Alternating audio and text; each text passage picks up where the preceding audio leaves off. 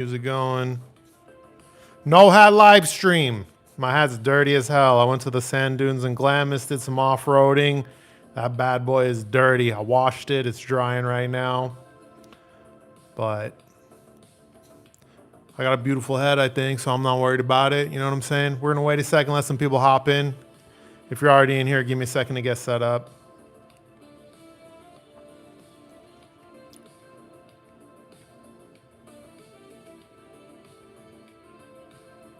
Usually takes about a minute or two. People hop in here. See a thumbs up already, so someone's in here.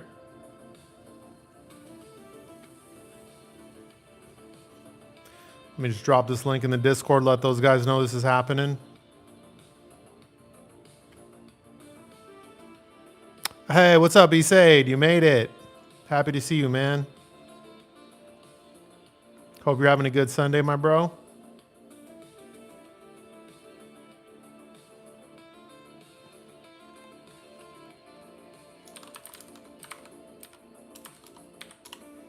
All right, dropped it in the chat on my Discord. So those guys should be getting in here in a little bit. Who we got in here? Corey Morris, what's going on, man? Feliciano, what's up? What's up? I recognize all these names. You guys been with me for a while. I appreciate that. Hope you guys are having a good Sunday, man. We got Veterans Day coming up if you're in the U.S. You know, maybe you get a Tuesday off of work. Maybe not. Depends where you work. My office is going to be open. Tuesday is just such a weird day to take off of work. You know what I mean?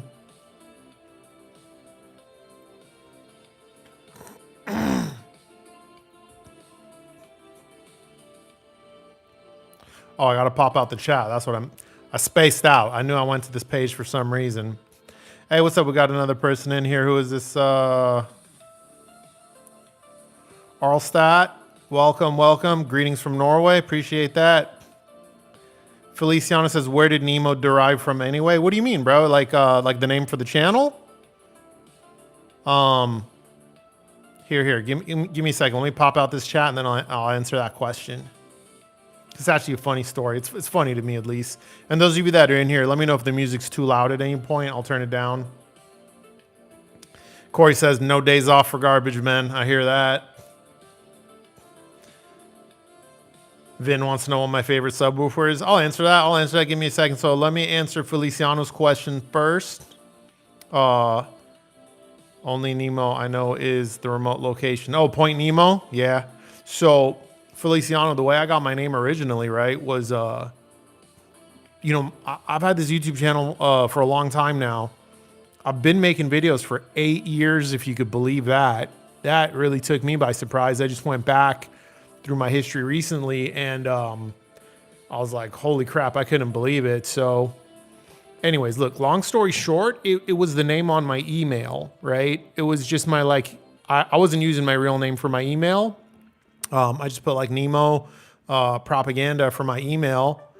And 8 years ago, the way you got your screen name for YouTube was what was your Gmail account. These days, there's a separate box for what you want your username to be. So these days, if you were to set up a YouTube account today, say you set up your Gmail is, say, feliciano@gmail.com, but you want your YouTube channel to be like Paper Towel Reviews or something like that.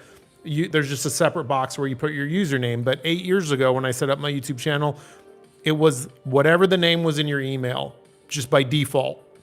And I didn't know that. So I didn't even give any thought to what I wanted the name of this channel to be when I set it up. I just started uploading videos to my existing YouTube account, and the name on there was Nemo Propaganda because that is the name that I was using for my email handle. And that's it. That's it. You know what I mean?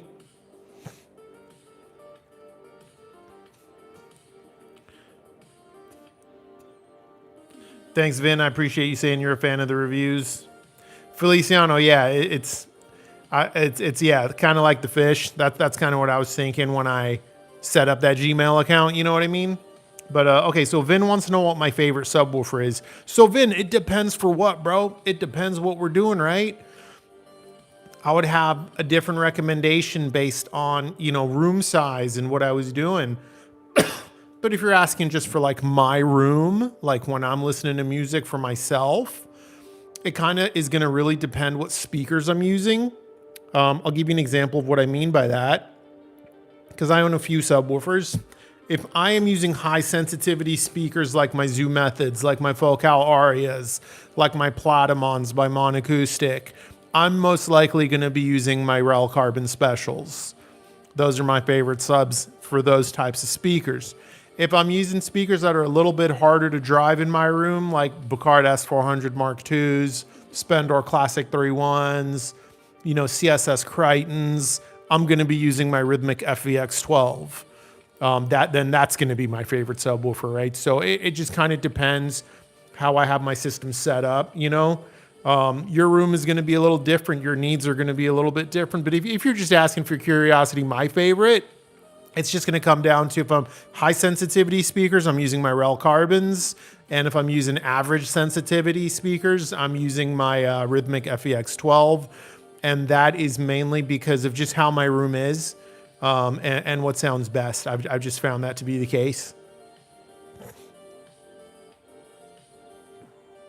Yeah. So those of you that are getting Veterans Day off, are you doing anything, or is it just going to be a relaxing day? I'm curious. You know what I mean? Oh, guys, funny thing. I got Fosse emailed me. They made a subwoofer, $300. And they're like, do you want to review it? And normally I don't like cheap subs. I was like, let's see what they could do. Let's see what they could do. So I told them to ship it. It landed a couple days ago. It's breaking in right now. It's decent for $300. Decent stuff. Before I would have said, it's just all right because we had the RSL 10E. But the price on that's gone up a little bit. Let's see what that thing costs now. And it's not available in every country, right? Like you could buy Fosse in just about any country. And that Fosse sub, it's more consumer grade, don't get me wrong. So yeah, $339 for a 10E, extra $40 is gonna get you a long way. But if you need something more, living room friendly, because that Fosse sub's pretty good looking. It looks pretty good aesthetically. And it can get pretty loud. It's not as good as RSL 10E, but damn, for $299, kind of shipped anywhere in the world, thing's decent.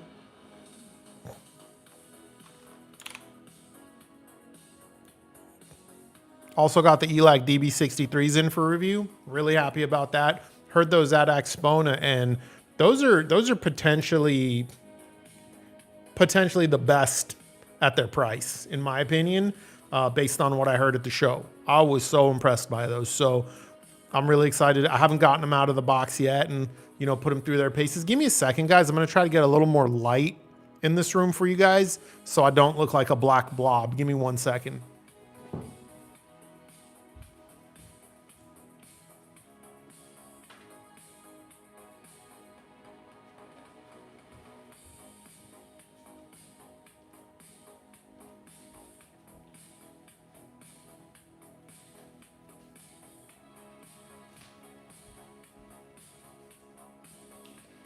It's kind of an overcast day where I'm at, so there's not a lot of sunlight coming in. This time of day, usually there's a ton of sunlight, but not today. See, how's my mic level? Yeah, it's working. Good. One time I did an entire stream, had this mic in my face and everything, only to realize it was never plugged in. I was so bummed. All right, let's see what questions we got coming in since I went and opened up the blinds a little bit more.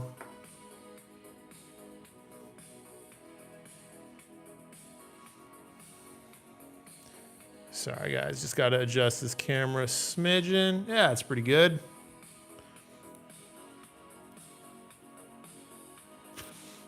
Swiper says, good day. Good day to you too, Swiper. Feliciano says, the good old days of email creation. Yeah. Yeah. It's been a while since I've made a new email. Feliciano says he remembers the days where Gmail was invite only. Yeah, that's true. For those of you that are maybe a little younger or may not know this, Gmail was originally invite only. A friend had to invite you or someone you knew. You couldn't just go to their website and sign up. There was some exclusivity to it, if you will. That was probably just marketing, but Vin once says he's asking about my favorite subwoofers. Which one is more refined, rel or rhythmic? Vin, that's going to depend on which rel specifically and which rhythmic specifically we're comparing. And this is the case no matter what we're comparing. If you were like, who makes a more refined speaker, triangle or focal? Well, it depends which models, right? Because all companies make a plethora of products in this space, right? For example, ELAC I just mentioned, right? They got a ton of speakers, you know? Some of them I think are just all right. Some of them I really love. You know, no brand knocks it out of the park with literally every single product, right? They got every brand has got like, you know, one or two products that are priced kind of wonky and one or two products that are like really good value. And then the rest are kind of just like priced well and just perform really well in their category. That's how a lot of brands are. But yeah, Vin, let me know which specific models. I'll let you know.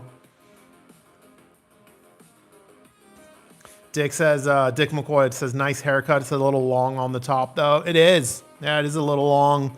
Probably gonna shave it again tomorrow. I shave my head every Monday and every Thursday. So I know you're probably joking, but I do consider this a little bit long.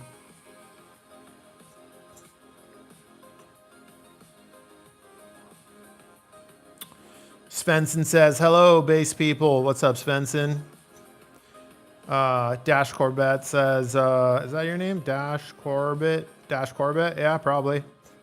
I liked the subwoofer video yesterday.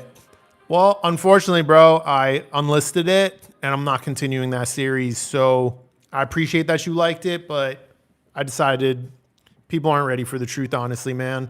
That was going to be a whole series just kind of summarizing everything I've learned in 8 years and the conclusions I've come to. But most people just want to see validation content. Most people just want to see me say this cheap item is as good as something 2 and 3 times the price, which is very frustrating. And I've noticed as the economy's gotten a little bit worse and as everyone's spending power has gone down, I'm getting less and less positive comments and more spiteful comments, I guess you could say. You know, more accusations of being a shill or a salesman and shit like that. And it's just starting to get annoying. And I just know if I continue on with that series, first of all, no one's going to watch all of it. Very few people watch my videos the whole way through. No one's going to watch an entire 5-part series. I just know that. And my efforts are going to be wasted. So I'm like, why am I going to do that? I'll just go hang out with my friends instead and have fun. And if I sound a little bitter about it, I am. It's kind of a bummer. You know, it's kind of a bummer, but it's okay. Like, I mean, I got the experience, I got the knowledge, and I'm happy to share it with anyone in my Discord that asks me about it, but I'm not going to just make that 5-part video series if I know no one's going to watch it and people are just going to question me and be like, oh, but did you measure this or did you measure that? Like, fuck you. You know what I mean? I have 8 years I've been doing this. I don't need to measure a subwoofer to tell you if it sounds good or not, right? But some people just can't understand that, and that's okay. That's okay. Then my content's not for them, I guess.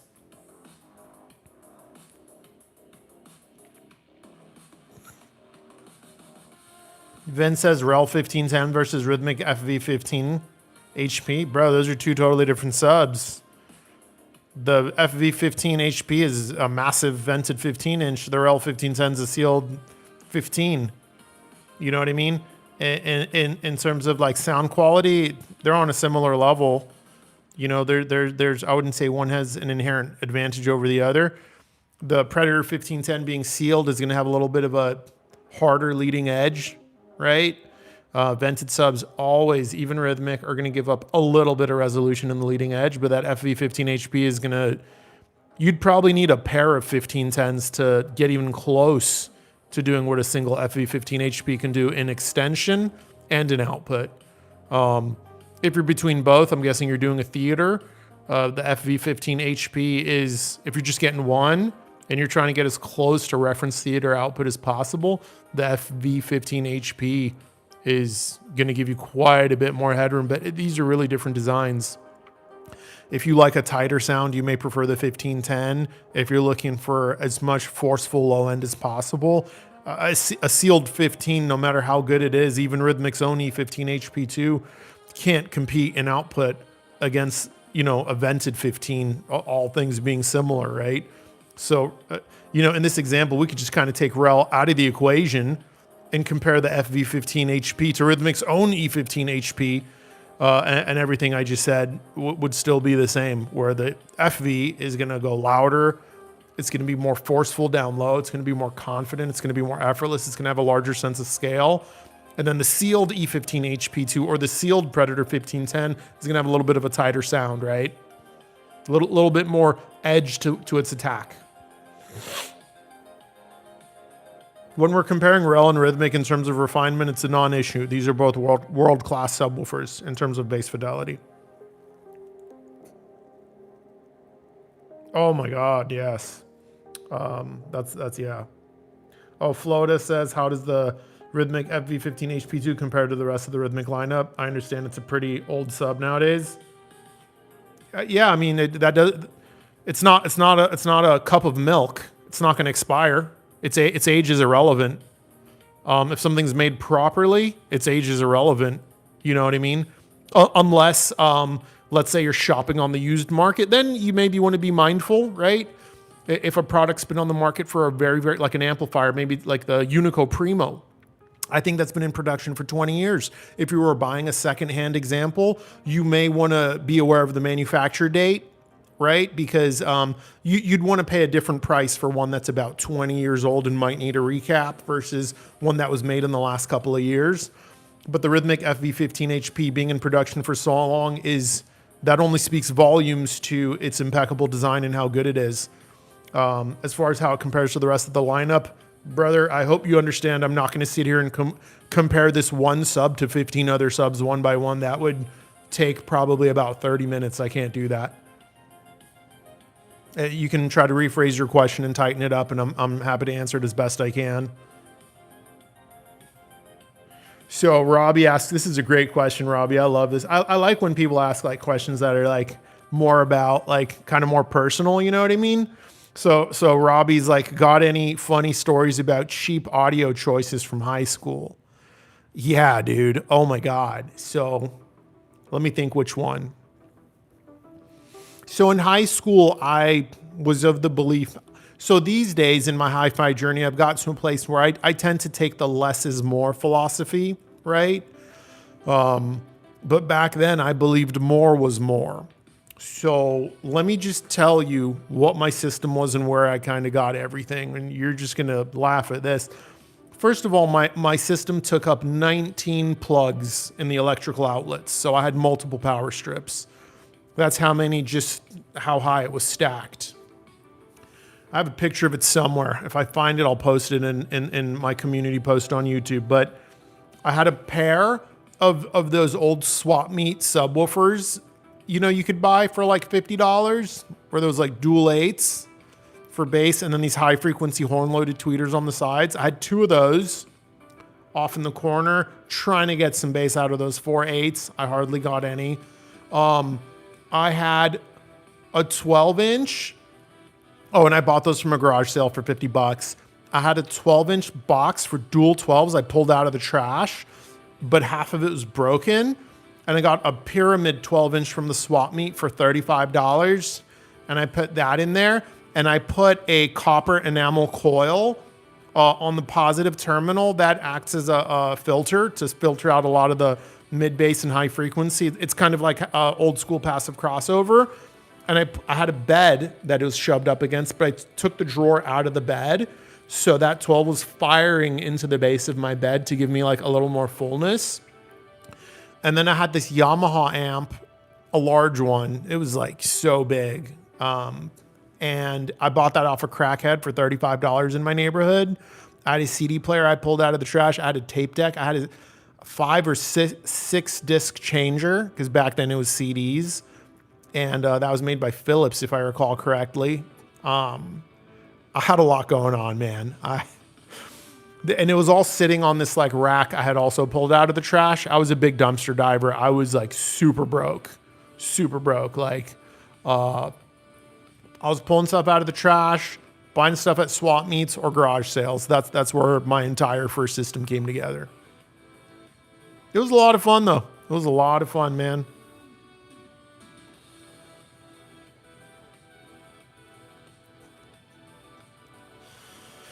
Dash Corbett says, oh, well, I watch your regular videos. I appreciate that, Dash. Yeah, I'm sorry, man. It's just, I just kind of, my heart wasn't in it. You know what I mean? God, dude, it's so overcast. It's getting dark, and I might have to turn on a light. I don't know. We'll see.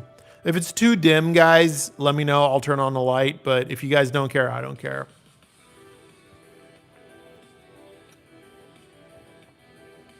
Let me see what the next question is.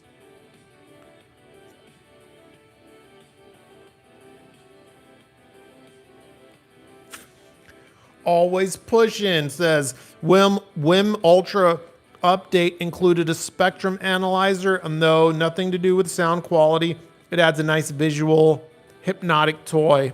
Still like the Ultra Outlaw 2200 Sirwin Vega AT10s with the SB 3000. Yeah, dude, little spectrum analyzers are fun, and you know there's tons of apps for those too. I use Decibel Meter X.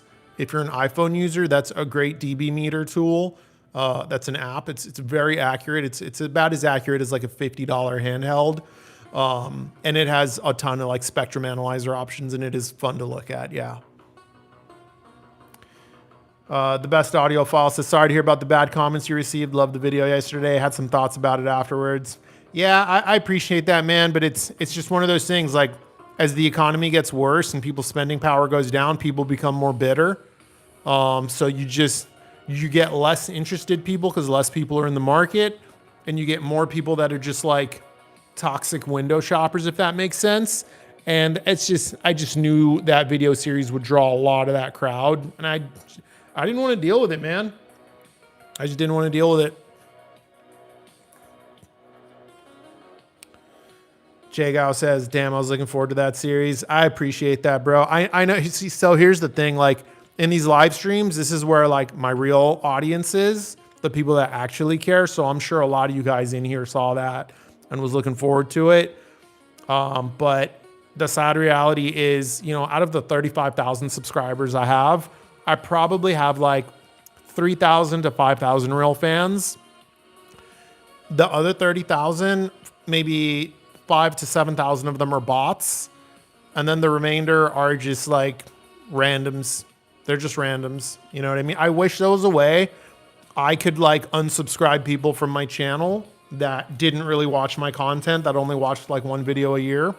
You know, so I could have like an honest subscriber count and at least know my audience better, but I can't. There's no way to do that. Like, I'd rather have less subscribers, but have real subscribers that are actually engaged, right?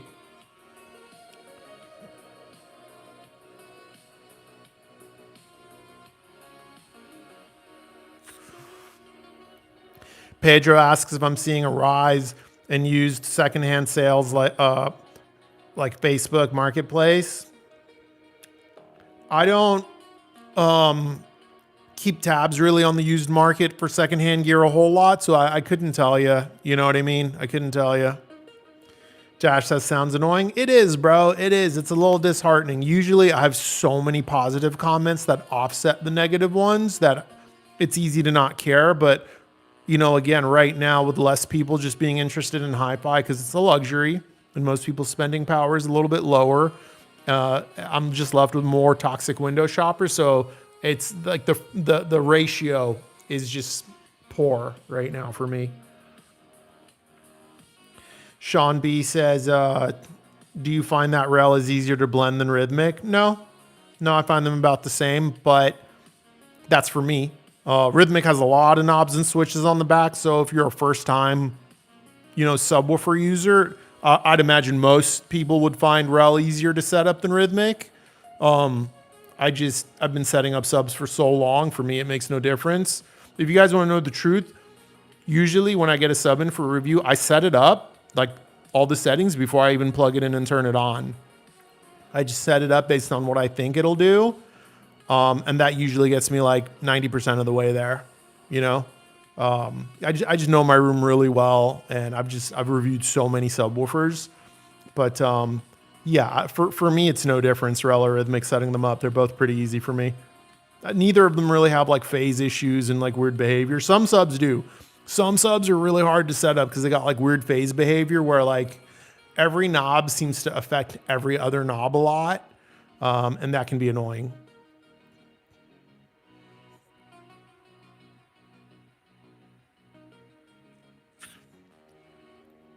Feliciano says the whole vented versus sealed configuration for subwoofers is controversial to some. It shouldn't be. You know, that's the weird thing. It shouldn't be. Some of these things are preference, but you know, a lot of what I said in that video was just fact. Like those were just facts. When you force air through a port, you lose some of your leading edge. You just do. It takes time for bass to come out of that port. That's why they sound a little bit slower. You know what I mean? And if you think about why they have their inherent downsides because of their design, then when you think about what rhythmic servo technology does, it's easy to understand why rhythmic vented subs are some of the best in the world. You know what I mean? But that's what I'm saying. People just want validation content. People want me to say, oh, your $200 vented clip is just as good as a SVS SB17. You know, that's what people want me to say. People want me to make content that makes them feel good, that makes them feel like their insecurities, like calm their insecurities, right? That's what people want me to do. They want me to say something that's going to calm their insecurity. And I'm just not here for that. I am not here for that. Other people's insecurities are not my problem. We're all men here, and you should not. Your value has nothing to do with your sound system, man. It's unrelated. You are like no better a person just because you can afford more or you can't. You know, like some people got like other things to do with their money too. You know. Like just because you can't afford like a $5,000 sub or a $2,000 amp, like that doesn't say anything about you. That you shouldn't be insecure about that. That's crazy. Even millionaires have budgets. Everyone has some kind of budget, and everyone is shopping at the top of their budget in some way or another.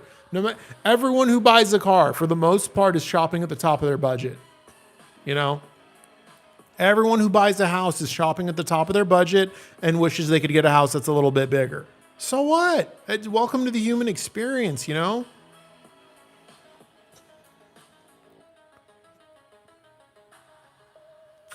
Well, I got to scroll up. A lot of comments coming through. The Beast Audiophile says, I'm really curious about the 5 subs that came up as a result of the 8 years of reviews. Yeah, I mean, like, I wish I could actually talk about it. You know what I mean? Let me think about it. Maybe I'll say it now. Give me a second.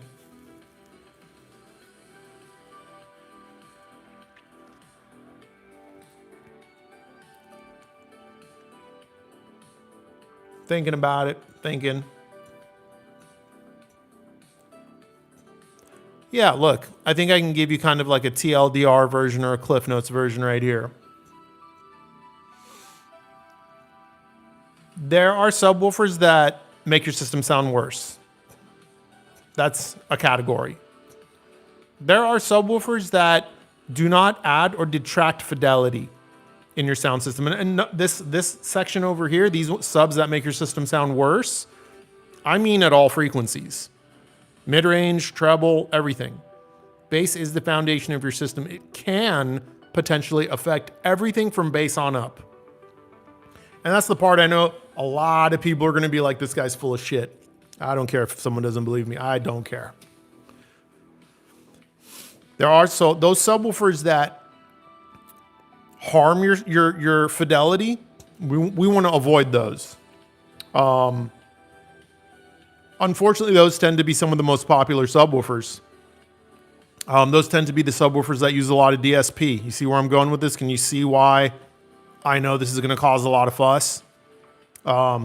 These tend to be a lot of the smart subs or modern subs that are compact, have a ton of output, get raving reviews, but oftentimes they can reduce your overall fidelity. Not always. You know, like something like the Nemo 12, that doesn't reduce your fidelity. That's kind of category 2. If category 1 detracts and category 2 doesn't, the Nemo 12 is category 2. Category 2 is okay. We don't want category 1. Category 2 is cool. You know, it's great. But then there's category 3 over here. Category 3 improves everything from the bass on up. Mid-range, treble, everything. It sounds like your speakers are almost twice the price. I'm not even kidding. It makes your treble sound more refined. It makes your mid-range sound more expansive. It literally improves your entire system. And those are the subwoofers I care about, and there's not a lot of them. Pretty much anything Rel makes can do it. There's smaller stuff you'll need a pair to do it, like T7Xs. A single T7X can do it, but to get the maximum effect, you're going to want two. Same, T9X, small room, one could do it. A little bit of a bigger room, two. Any Series S can do it. Classic can do it. T0 is just too small. T0 can't really do it. T5X, pair, small room, you're getting there, but T7X and up in the Rel lineup is where it starts. Almost anything by Rhythmic can do it, including the LV12M and L12. So yeah, anything by Rhythmic can do it. Their subs are all big enough. Shockingly, the RSL12S can do it. That's a really surprising one. It's not on the same level as Rhythmic and Rel in terms of its bass fidelity. It's still really good, but it's not on their level. I just got to make that clear. But it can enhance the entire sound field. It's very impressive. JL Audio is the fourth one. That's an interesting one. That was just 4, by the way, not 5. JL Audio is like, it can kind of do it. It can kind of not. That's going to depend on what you're sensitive to. If you're not sensitive to the tonal weight and heaviness of it, and you enjoy that, then JL Audio can also do it. But if you're like me, and that tonal weight causes fatigue, then JL Audio, we got to take them off the list, and then there's just 3. So are you seeing how this can be controversial? Are you seeing how this can piss off so many people? Does that mean a lot of the subs I've reviewed in the past are shit? No. And I've made it very clear. If you follow the body of my work, I've referred to Rel and Rhythmic consistently as world class. I've never said that about another brand. I've been trying to tell you guys this shit for years, right? I use very specific words when I talk about Rel and Rhythmic that I don't use with other brands. There are a ton of subwoofers in Category 2 though, and Category 2 isn't bad. Category 2 doesn't enhance your mid-range and treble, but it doesn't detract from it either, which is great. It adds bass, that's actually what most people want. Category 3 that enhances everything, that's like some real high-end shit. You know what I mean? And we're not using $500 speakers in Category 3, right? Category 2 is great. That's where a lot of people want to be. They want their subwoofer to simply add more bass without detracting from the presentation.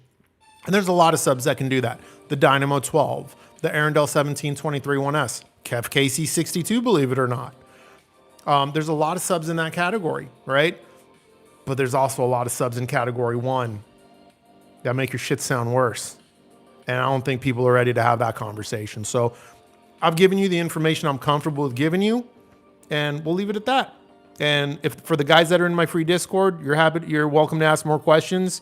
We can get a little more personal in there. Now I got to find where the hell I left off because a lot of comments came in.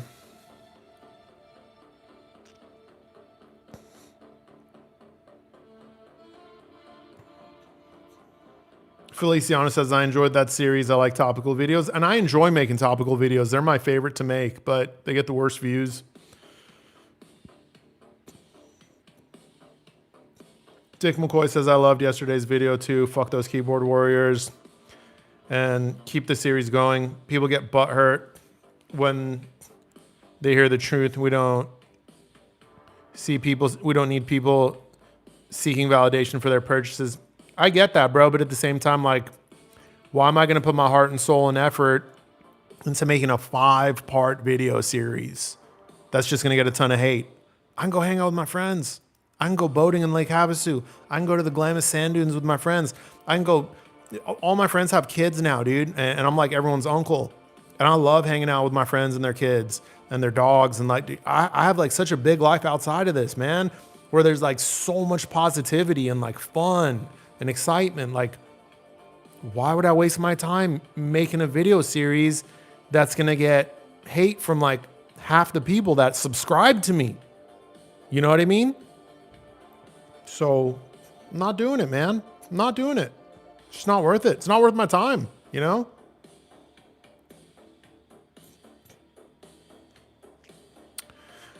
Pal1969 says, greetings, Star. Glad to catch another live stream. Glad to see you in here, man. I found and bought an Emotiva RS11 sub due to your review. Love it. Thanks. All under 500. That's a bargain for under 500. That's a bargain. That's a monster of a subwoofer. I'm guessing you're using it in like a theater or a mixed system.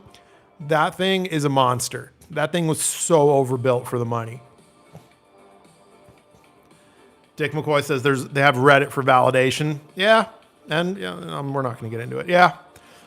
Vin says, tell me the best amazing natural sound produces floor standing speakers in a budget. I don't review floor standing speakers. See, this is what I mean, guys. And Vin, I'm not trying to dog on you, but like when people ask me questions like this, it just tells me they don't watch a lot of my content. Like, I don't review floor standing speakers. I've reviewed 2 in 8 years. I've reviewed 2. That's it. And one of them was like very recently. There was the Neil Blanchard design MTL6, I think it's called. And the other one was like years ago, the Arundel 1961 tower. I don't review towers, bro. You know? It's like the same when people ask me like, well, what my favorite DSP is. Like, I hate DSP. I don't use DSP. I've been saying that for years, you know? Like, it's one thing if someone's new, like, to the channel, like, okay, cool. But I'll get like longtime subscribers asking me shit where I'm like, dude, I put in the work to like put out these videos. Like you should know these things, you know?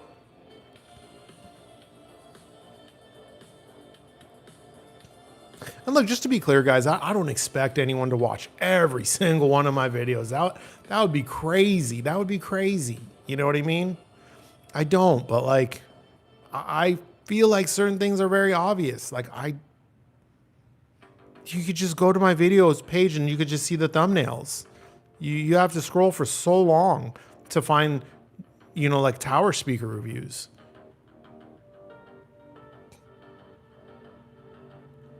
Sean B says, I'm guessing people with a vented sub got offended by your last video. No, not necessarily. Just people being like, oh, you can't say these things without measurements and more shit like that, you know, but whatever. It wasn't a lot. I just knew it was only going to get worse.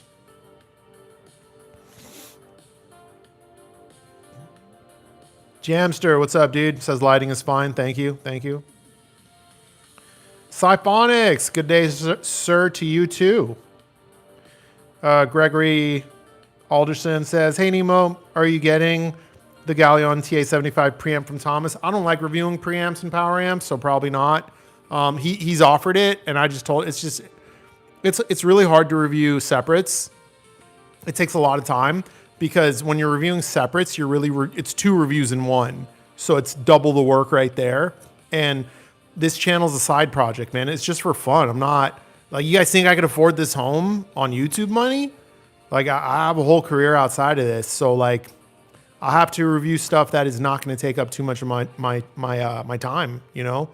Because if this channel takes up too much of my time, like, I would have to just shut it down, you know?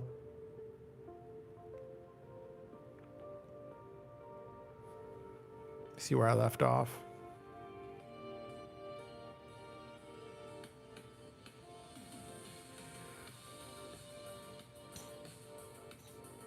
Everyday J415 says, how do you know you have bots for subs? It's pretty obvious, bro.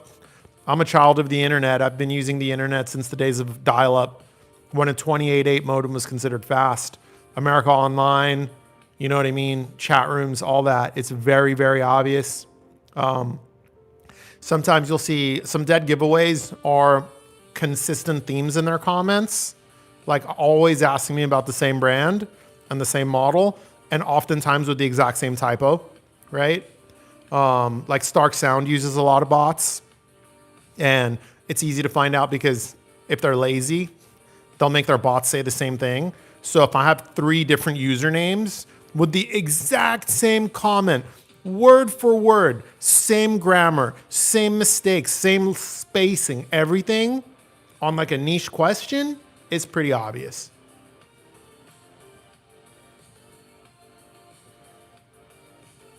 There's also tools for it, but that's another story.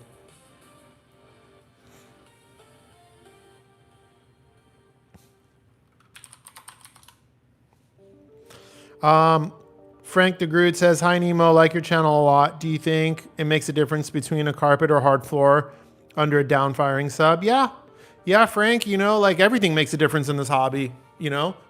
Is that difference worth worrying about? Depends on the room. Just whatever floor you got is the floor you got. I wouldn't worry about it too much. I've used downfiring subs both on wood floors, tile floors, as well as carpeted floors. It is what it is. We all have our imperfections here and there, and then some rooms just don't even like downfiring subs, and that's a whole other story. But I wouldn't worry about it too much. I wouldn't let that bother you.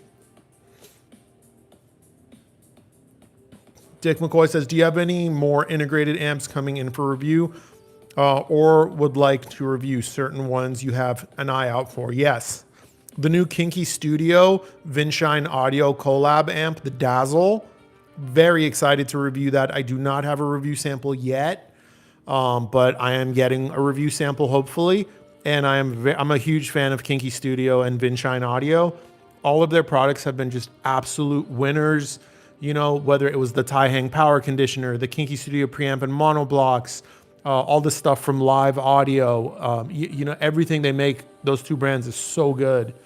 Also, I want to check out, what's the here, let me go. If I go to my email, I'll find the name. Let me see here.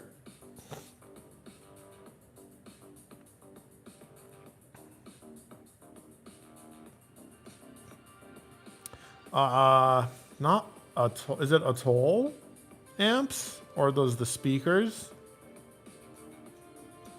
But that's one I've been getting a lot of questions about. I think it's Atoll amps. Should have a review sample on the way of that.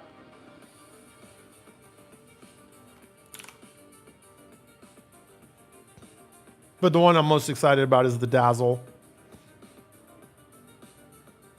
Swiper 1911, like that. Says toxic window shoppers, lol, accurate. Yeah, it's a thing. Every hobby has its toxic window shoppers. The guys that just scour the internet.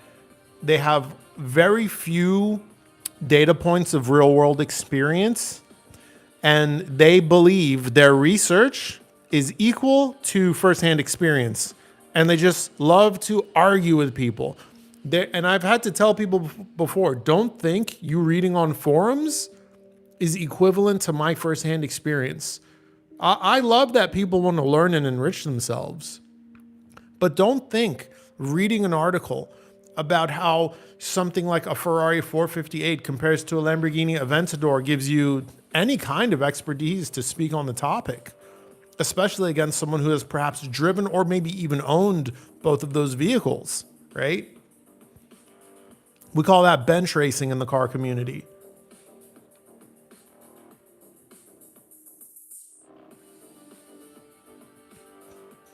Yeah, unfortunately, Siphonics. Yeah, window shoppers that could talk through windows. Yeah.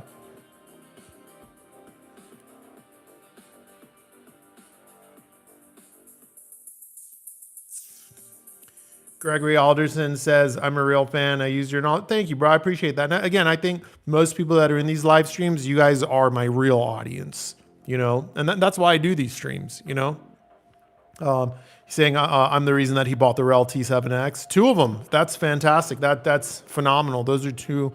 That's a pair of fantastic subwoofers that are going to enhance your sound system. And if you want to have some fun, Gregory, go ahead and listen to them. Listen to a couple tracks the way you have it set up right now. And then just disconnect those two high-level cables from the back of the subs and tell me your treble doesn't start to become just a little bit harsher. Almost like you got your stereo turned up too loud, and you're like, what the hell? It's such an interesting thing. God, I still got sand in my eye. I went to the Glamis sand dunes and did a ton of off-roading in the sand. And I swear I got sand in my eye still.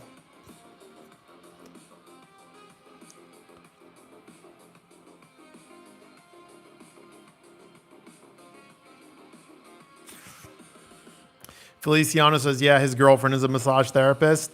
And the spa that she works at is taking a big impact from the current economy because that's a luxury service too. Yeah. Yeah. Anything that's a luxury service is going to see a hit.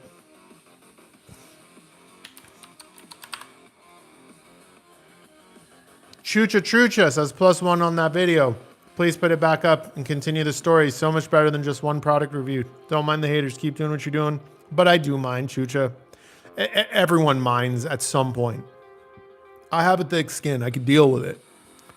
But at some point, one finds themselves wondering what else they can be doing with their time, if that makes sense, you know? And sometimes the answer is other things, you know? So I am going to just get back to just doing product reviews. That's not to say I won't do topical videos here and there. But if I think it's going to be controversial, I'm not going to do it.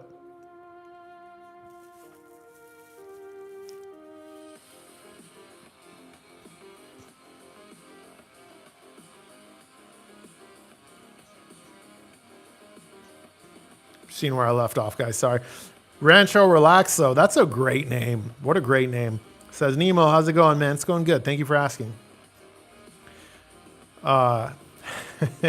J Non-Fickle Stereo says, I trust you, Nemo. Nice haircut. Thank you. Thank you. It is the haircut I always have. You guys never see it. You know what I mean? I'm not bald, by the way. I just shaved my head. You can see. I got plenty of hair. I got the typical recession here that most guys over 30 have, but that's it. No thinning, no nothing. And thank you for the kind words, Rancho. Siphonic says, yes, the DSP delay is compensated in things like theater, pre-pro corrections. Right, yeah. Subs with 2-channel are far more tricky. Ever heard of Ripple subs? I haven't, bro. They kind of sound like open baffle, though, based on what you're saying. Rancho Relaxo says, earlier this month, I bought an SVS PB4000 to go with my clips, the 7s. My God, the PB4000 is a beast. Yeah, I'm guessing you're using it for theater, and for theater, rock on, bro. Rock on. Dash says, I'm seeing it. I'm guessing you're talking about the spending power thing. Sean B says, what's the purpose of T0s? Is it super quick to play high or blend with Magnapan speed? I think it's a very misunderstood sub. Hold on, gotta adjust my seat real quick here. Drink some water.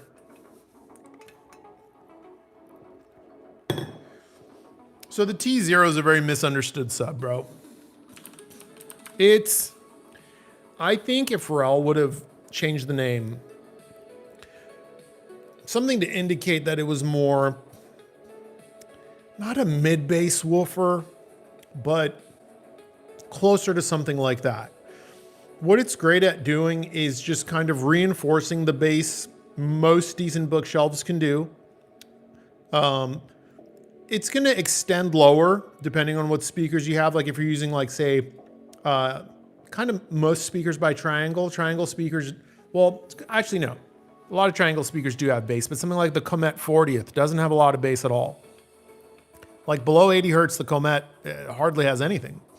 The T0 would be great for something like that. The T0 is great for guys who don't want a lot of thump. They like the speakers they have. They just wish maybe they got the tower version instead, right? The T0 is going to help you with that. But if you're going to buy a pair of T0s at that point, I just suggest you get a T7X instead, right? But the T0 is very niche. It's for people who love the amount of bass they have for the most part. Wouldn't mind a smidgen more. And just wish their speaker sounded like they were bigger, like one size up. That's what the T0 does. Yeah. Calling it like a subwoofer, I think can be a little confusing for a lot of people because it's not doing like 30 hertz, even 35 hertz, you know?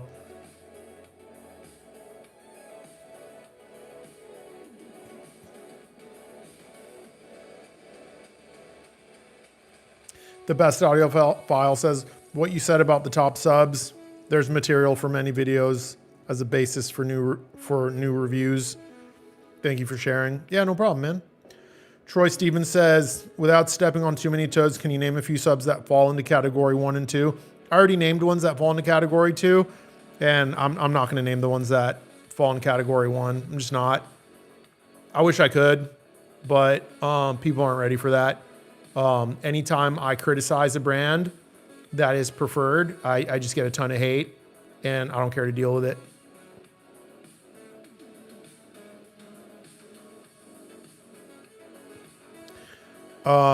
Vin says, why rel not going down to 20 hertz, but rhythmic going down to 14 to 12 in every model?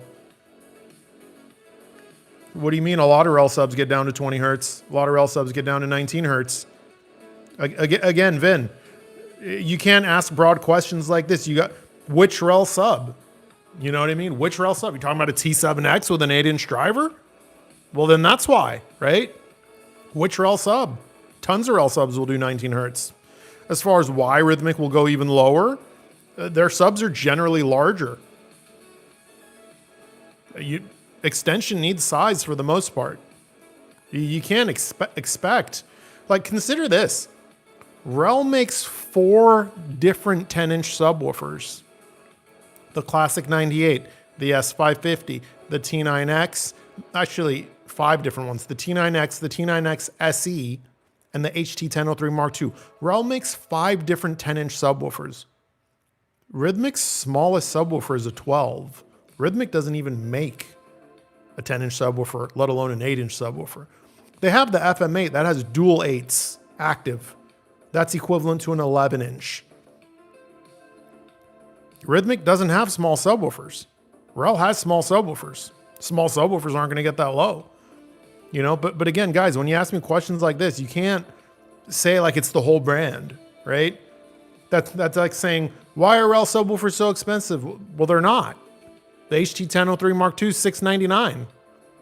You know, what are you talking about? Their reference line? Their flagship stuff? Like, you gotta be specific, right? Daryl Wood says, I just got here. What's happening? Lots of things happening. We're having a live stream. We're chatting. We're shooting the shit. I'm answering questions.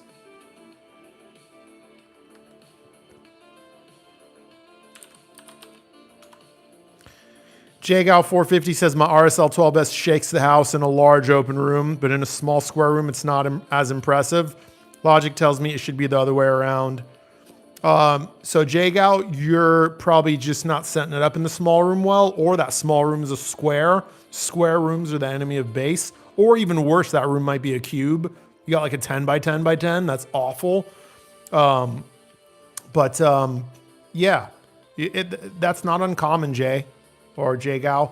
Larger rooms are oftentimes going to have better bass overall. Yeah, that's a thing. Everyday Jay says, what's the video series? It got taken down already. Sorry, Jay. I don't want to rehash it.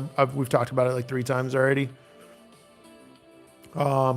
Vin says, what is the difference between THX subs versus Rel or Rhythmic or other subs? What about Perlison subs?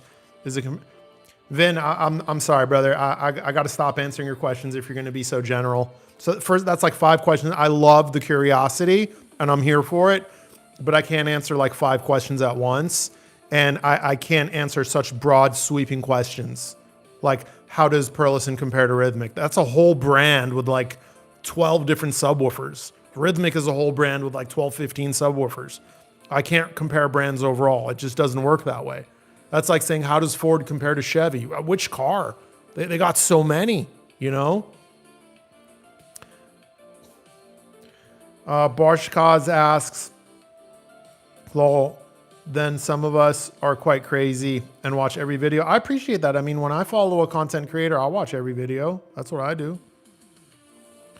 The Philipster says, I had the opportunity to go to a local dealer event that had Rockport Technologies links and Orion in dedicated rooms on Boulder Electronics.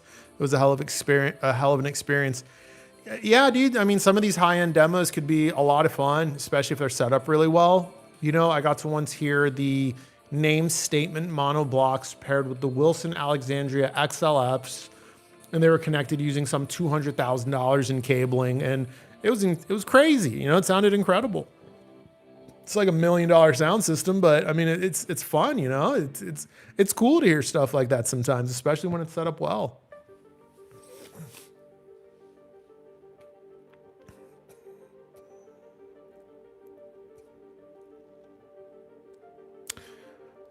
James Derby says it's been a year since the Bucart Sub 10 review. Any new thoughts on it? Form factor and phone app are appealing. You could ask me a question about it if you got a question about it, but like I don't have any like new opinions. But if you feel like there was something the video didn't cover, you know, I'm happy to answer it. It's a niche product. The form, either you're buying it because you like the aesthetics or you're buying it because you like the form factor and you need the form factor. Otherwise, your dollars can go a lot further getting something else, right? And I think Bucart Audio knows that, right? They know it's a bit of a niche product for how slim it is and things like that and how unique it looks. It's phenomenal, right? But you got to value those things. Because if you don't, or you don't care about its smart features, just go get a REL 1003 Mark II instead. Save yourself a ton of money. You can go get a pair of REL 1003 Mark IIs instead. Or if the form factor is just irrelevant to you, go get but you want the features, go get a Martin Logan Dynamo 12 for the same price. You'll have so much more output, you know?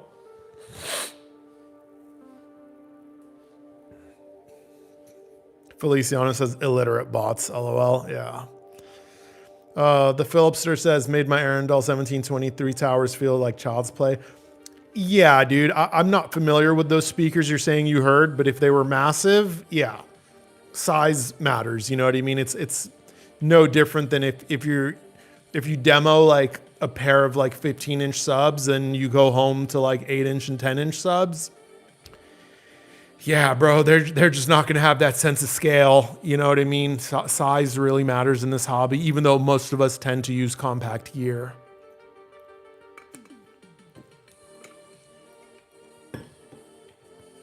Rancho Relaxo says, hell yeah, I agree with you. Thank you. Sean B says, from what I hear, the Supreme Court is going to cancel the tariffs and things will immediately boom. We'll see, bro. We'll see. I mean, I don't put any stock in those things the government's supposed to do, if that makes sense. There's so much hype. Like I've seen posts where people are like, oh, Trump's going to get rid of income tax. I talk to people, they get all hyped up. They think he's really going to do it. Do you know how unlikely that is? That's just lip service. And I'm not trying to be political here. Whether you voted for him or didn't, I don't even care. He could be a Democrat, he could be a Republican. It doesn't matter. You think one of these politicians is going to get rid of federal income taxes? Come on. That's not going to happen. A Supreme Court stopping the tariffs? Maybe.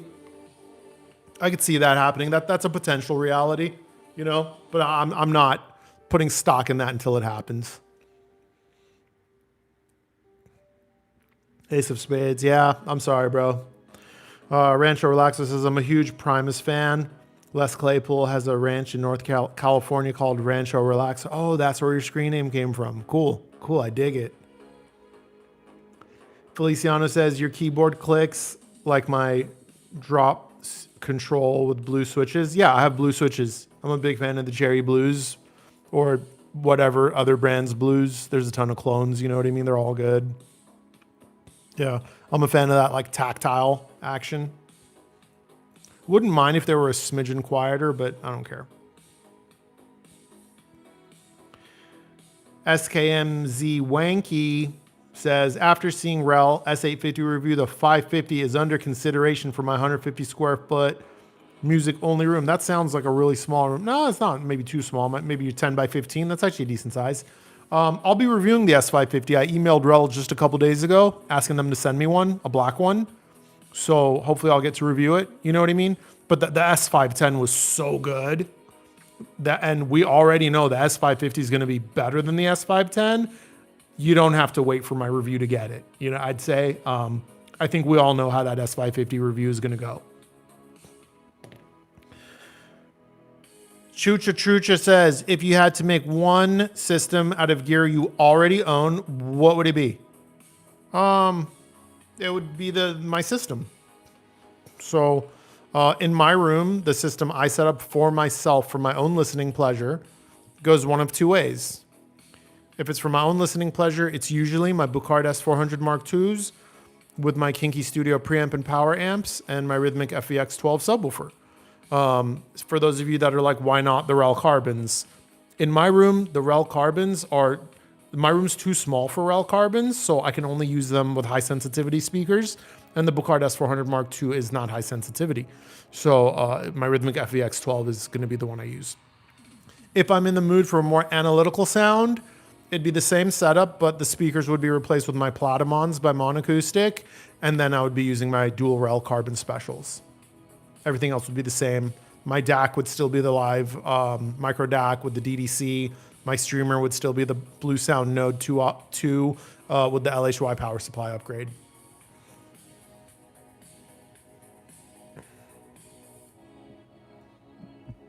Matt Wright says, Nemo! What's up, Matt Wright? Good seeing you in here. Longtime subscriber. I remember your name always. Sean B says, do you think Rel will create a subwoofer app? No. No. No, absolutely not. No. No. That's what makes the ones in category number 1 we talked about earlier. That's what makes them sound like shit for the most part. Then you might wonder, well, then why is the RSL 12S so good? Because it has a DSP. It has a DSP, yeah, but its DSP is mostly used for safety. Its DSP is barely doing anything. It's just there to have a subsonic limiter below the port tuning frequency. It's just there to avoid overrun and just safety features. That's all it's really doing. It's not really altering the sound a whole lot. That driver is mostly amp, cabinet, and driver. That's what that sub is mostly doing. Whereas, these really compact ones with all their smart features, the driver, cabinet, and amp are part of it, but the DSP is really what's driving the sound, and that's what puts them in category 1, where they degrade your sound quality. DSP technology is not where it needs to be yet to have a true SQ subwoofer with a DSP, let alone a cell phone app. It slows everything down. It crushes so much of your detail.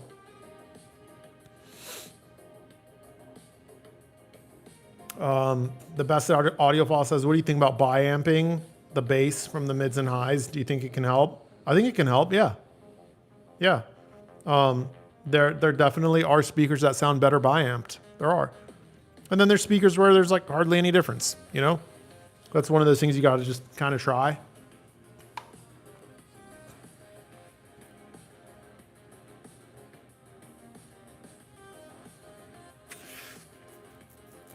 Gregory Alderson says, yeah, I did something like that a couple of days ago, and my speakers were so weak. T7Xs are beasts in my room. I love them. Hell yeah. Hell yeah. I'm happy to hear that, man. James says, thank you for answering my sub 10 question. Of course, dude. Of course. Give me a second, guys. I got to drink some water.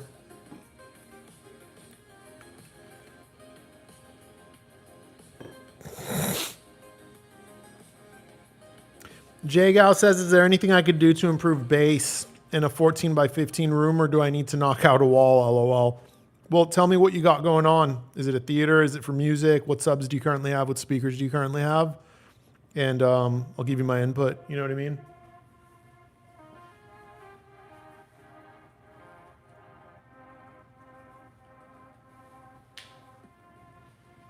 Sorry, guys. Oh, shit. I just moved my chair. Hold on. Ugh. I sit on this weird chair. It's like a saddle. It's kind of like a horse saddle. There's no back to it. You can like wobble. Like, look at this. Whoa. You can't lean back. If you lean back, though, could be dangerous. Forces you to like engage your core and stuff like that. But yeah, Jay Gal, let me know what you got, and I'll let you know if there's anything you can do to improve it, Rancho Relaxo says, my goodness, the Rel Carbons are super nice. Yeah, it's a beautiful sub, dude. It is a beautiful subwoofer. Sean B says, the federal income tax started in 1913 as a fun fact. Yeah. Yeah, it's like the toll roads. It was supposed to be temporary, I'm pretty sure. Whatever.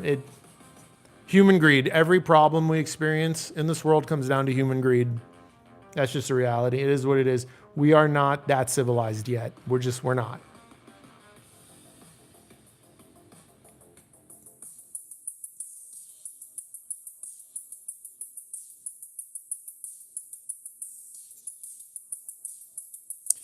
Flipster says, I know you're not a fan of DSP, but I remember, right, you seem to like SVS subwoofers generally speaking. No, I enjoy a lot of things generally speaking. I've been eyeing the SB17 Ultras to replace my Rel 1510 in the rear of my home theater. That's going to be a different sound. You know what I mean? But I haven't heard the SB17 specifically, so I don't really want to comment on that. But everything I've heard from SVS is tonally quite heavy.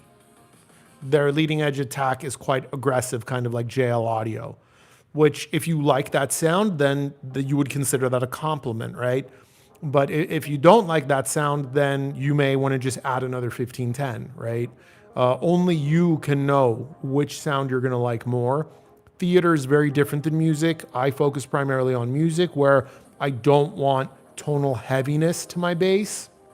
But in a theater, it's different, right? In a theater, you want to notice the bass oftentimes. You want that explosion to go, oh shit, you know?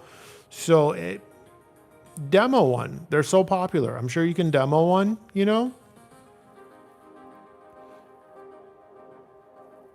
How long we've been doing this stream? Hour and 5 minutes. It's a good amount of time.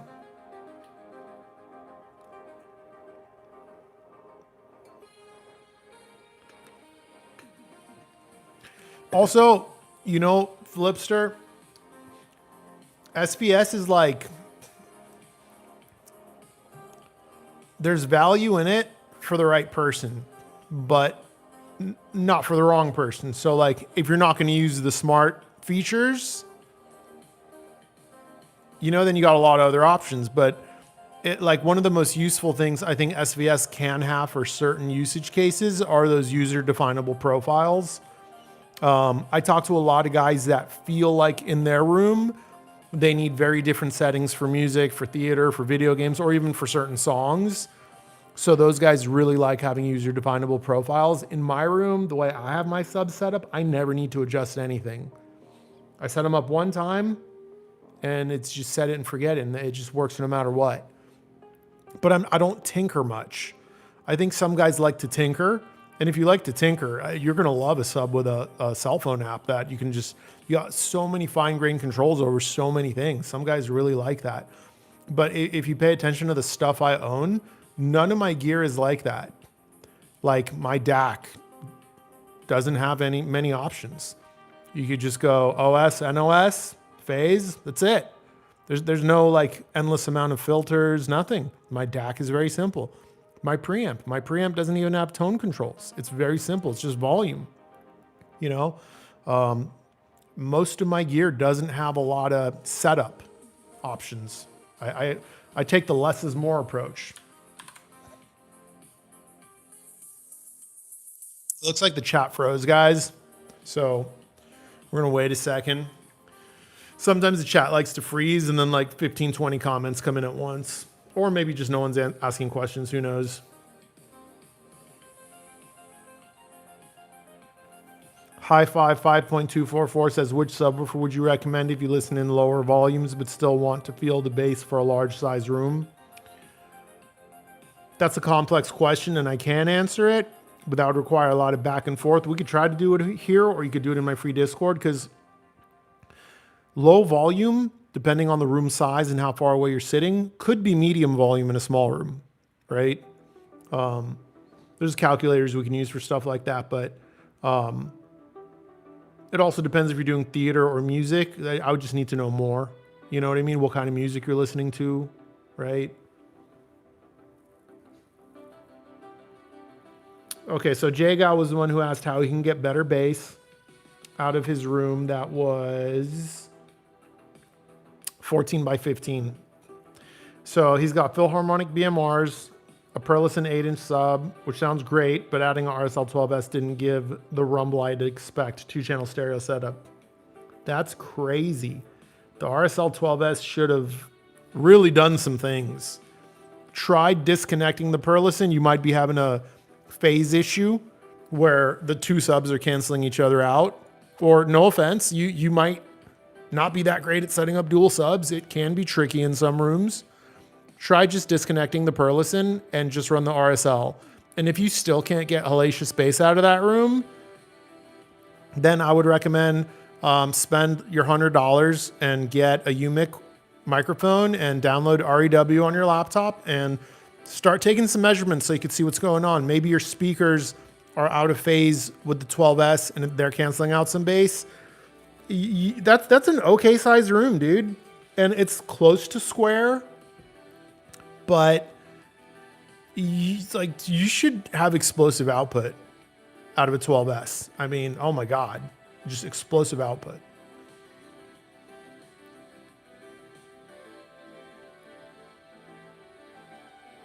So you do both. Okay, so Hi-Fi 5, the one who asked about, low volume bass in a large room, says he does both theater and music.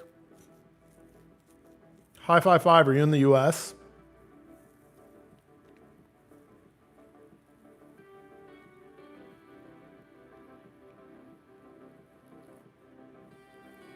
Sean B, in my opinion, the subwoofer SVS makes that sounds the best is the SB1000 Pro.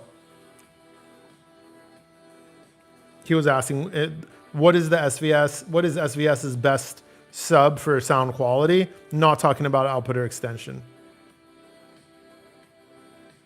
So you're not in the US, Hi-Fi 5. And I'm sorry, Hi-Fi 5, do you have subwoofers right now? Sweden, okay.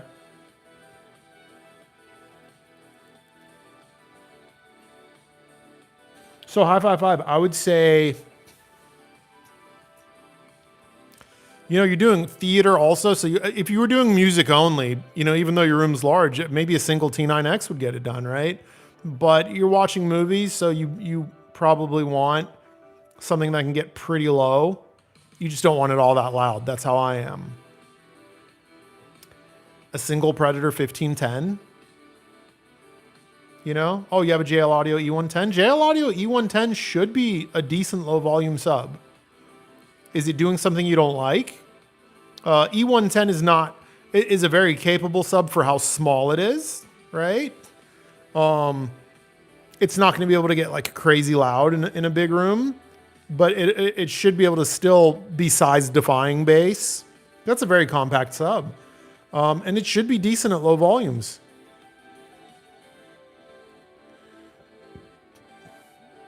Oh, it's an E112. Not an E110. Yeah, your E112 should be pretty good. What is it doing, Hi-Fi 5, that you don't like? That sub should be a decent sub at lower volumes. If it's not, the Predator 1510 is a little better at lower volumes,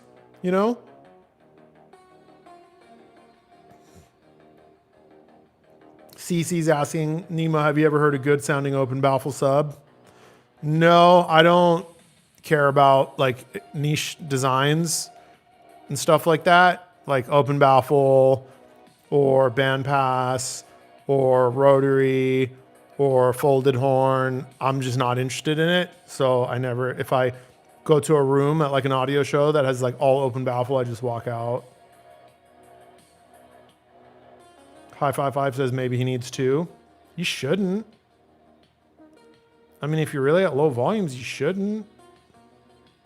You might be at higher volumes than you think, Hi-Fi 5. Maybe use a dB meter app on your phone and pay attention to how loud you're really listening.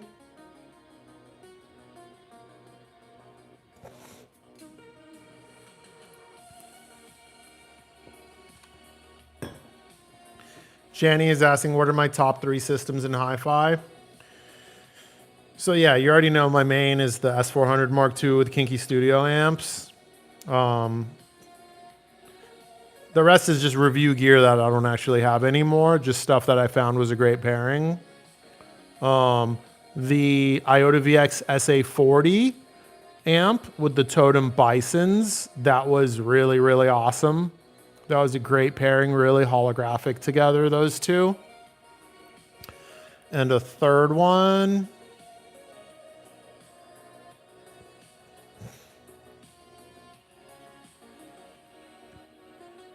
Believe it or not, I really liked the Choco Ime with the Monacoustics Platamon.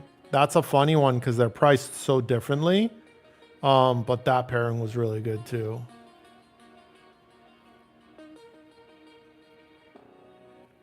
Troy Stevens says, keep up the good work, Nemo. I appreciate all your reviews. Running two SB3000s in my living room and 2 Rhythmic FV18s in the man cave. Damn, that's what I'm talking about. One of my buddies just got a pair of FV18s too. Those things are monsters. Congrats. SP3000s are no slouch either for how small they are. You know, I'm guessing you tried to keep it living room friendly, you know, upstairs, and then in the man cave, you just let it rip. That's awesome. I love that. Yeah, FV18s are like just no joke. They are no joke. I'm sure you had a great time getting them off the pallet or however they shipped.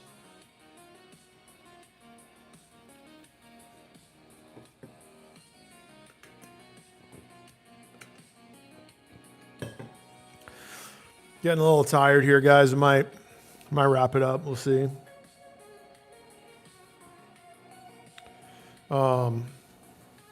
Stephen Dupree says he has a pair of Speedwoofer 12S's. It's awesome. Yeah. Very, very large 12-inch vented sub. Very capable. Very effortless. Very, very big sense of scale. Those things bring to the table. Most people who buy those are absolutely blown away by what they can do for such a small investment, relatively speaking. Yeah, true 20 hertz, absolutely. Yeah, they'll go lower than that, but they're like truly flat to 20 hertz. A lot of subs aren't. Most little sealed 12s are not. They say they are on their spec sheet, but they're not. You need a lot of output at 20 hertz to really like notice it.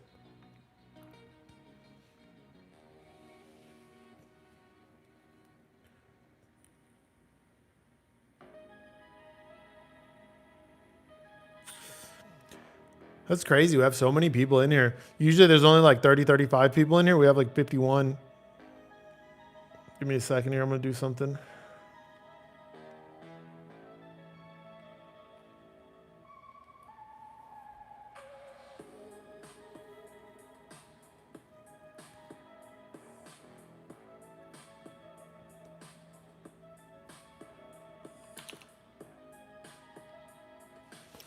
All right, guys, let me know if you got any other questions. If not, we'll just kind of wrap it up here. But as long as the questions keep flowing, I'm usually good to go up to about 2 hours. Barkshaw says, if you're done-ish with sub reviews, what's next? A car channel, keyboards? No, I'll probably just focus. I mean, I'm not going to not do subs. Like I mentioned at the beginning of the stream, like I have a Fosse sub here for review. Like I was just genuinely curious. I'm like, Fosse's never made a sub. It's their first sub. Like it's $299. Like, let's see how good it is, you know? So I got that review sample. I still want to check out Perlison, you know what I mean? But I'm kind of done just reviewing subs for the sake of reviewing subs. Like, basically going forward, bro, if a manufacturer wants me to review a sub, I'm just going to ask them, how good is it really? Like, how good is it really? Don't waste my time. These things are heavy. They're a pain in the ass to receive, to repack, get back in the box, send back. How good is it really? You know? Because the problem I'm running into is a lot of subs, in terms of fidelity for 2-channel music specifically, are bested by something like a REL 1003 Mark II or 1205 Mark II. And those things are sometimes half the price. Sure, they don't have the smart features. Who cares? I only care about high-end 2-channel audio. I don't care how good it is in a theater. You know what I mean? Like, I don't. Like, the Dynamo 12 is really, really good. Doesn't sound better than a REL 1205 Mark II, though, for stereo. 1205 Mark II is almost half the price. You know? But in a theater where you're going to use that output potential that it has, sure. Then, of course, the Dynamo 12 really has its place, you know?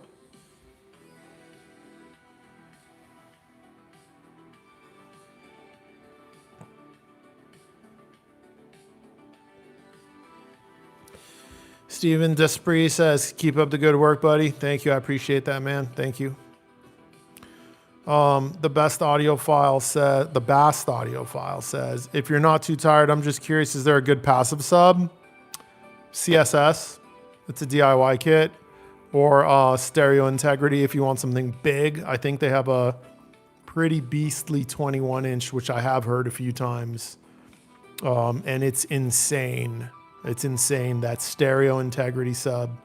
But if you don't want anything that big, CSS makes a decent kit. Most of the passive subs are kits, not all of them, but a lot of them are.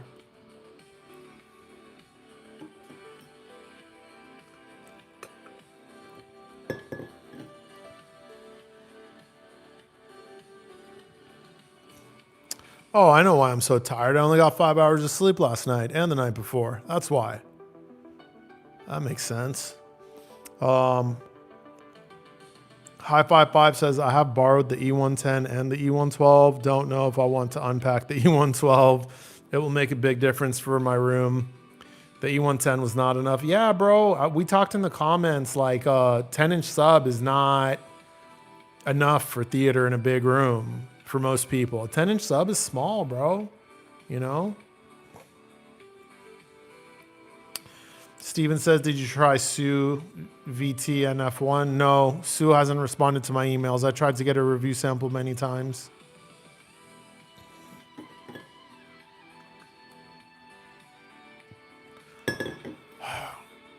Hold on, guys. If we're going to keep doing this, I need to grab some kind of fucking energy drink.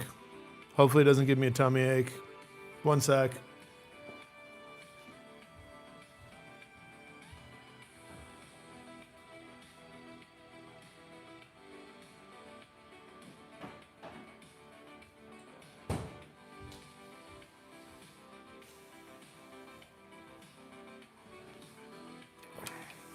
These are interesting. If anyone's looking for an energy drink that's like not too much caffeine, these are like 125. I found them on Amazon.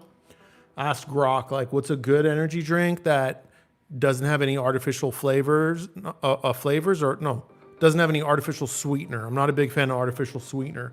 And this one doesn't have any. It doesn't taste that great, but it's serviceable. And it doesn't have any sucralose or, you know, fucking aspartame or however the hell you say that. Don't get me wrong, I'll still neck a Celsius from time to time.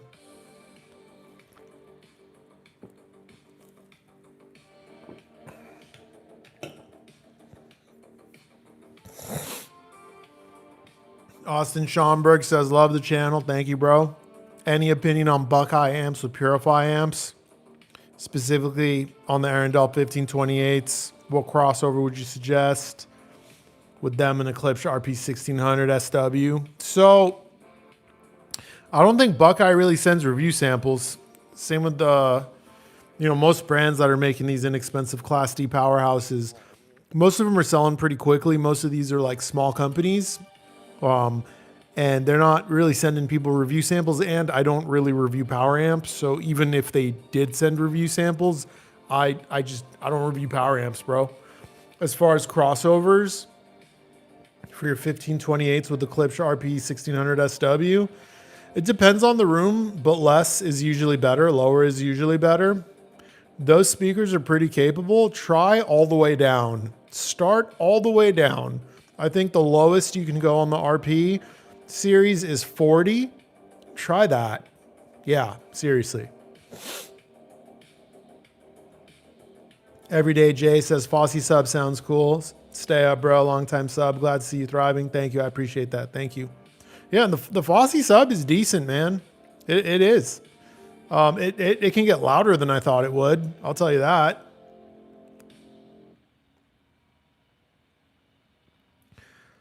Barshka says, consider helping with designing DIY subs, even though you don't DIY. You mentioned you design car subs and have someone else build it.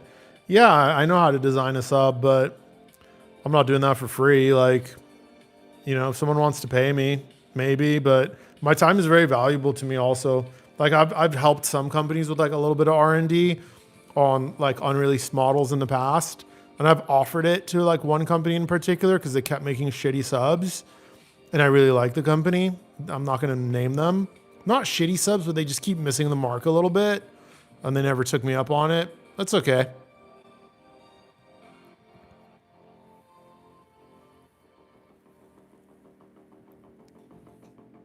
Call me 84. If you needed to add room correction to a Hagel amp, how would you go about doing that? I'm not the room correction guy, bro, but probably just a mini DSP or something like that.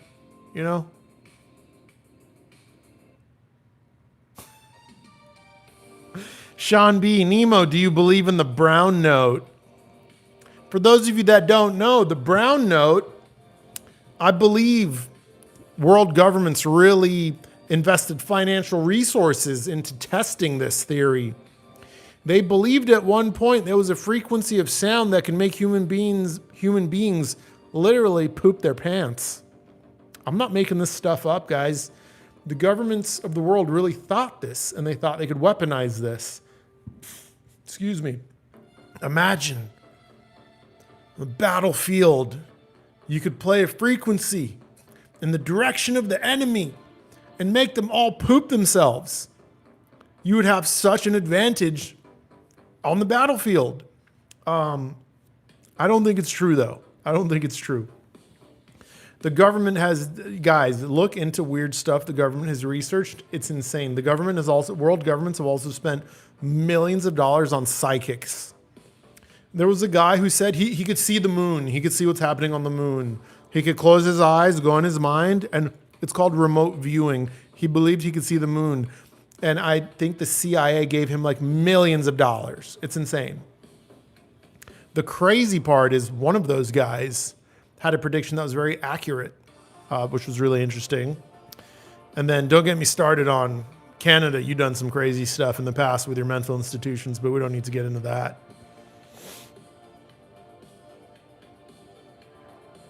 Austin Schaumburg says, thank you, bro. Keep being you and doing what you do. Much gratitude and appreciation from Denver. Thank you, bro. I lived in Denver for a while. Nice state. Nice state. Good air quality, at least, 20 years ago. 20 years ago, really nice air quality. I'd imagine it's a lot more dense now. Rockroll says he has 2 Buckeye 2-channel Hypex amps. It's awesome. I'm sure it is. I mean, the Billy amp I reviewed had Hypex modules, and I was very impressed. They sounded very good.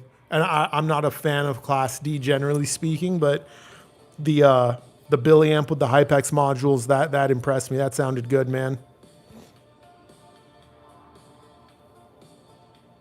Austin Schaumburg says, yep. I have them at full rage right now. LFE on the sub. Loving it, but 40 would probably be tighter transient response on the 1528s. Yeah. Just try it. You got to experiment. Every room's a little different. Ancient Alien says the brown note.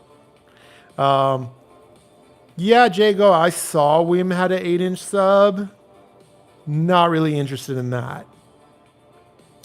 Vented 8-inch subs are generally shit in the home audio space because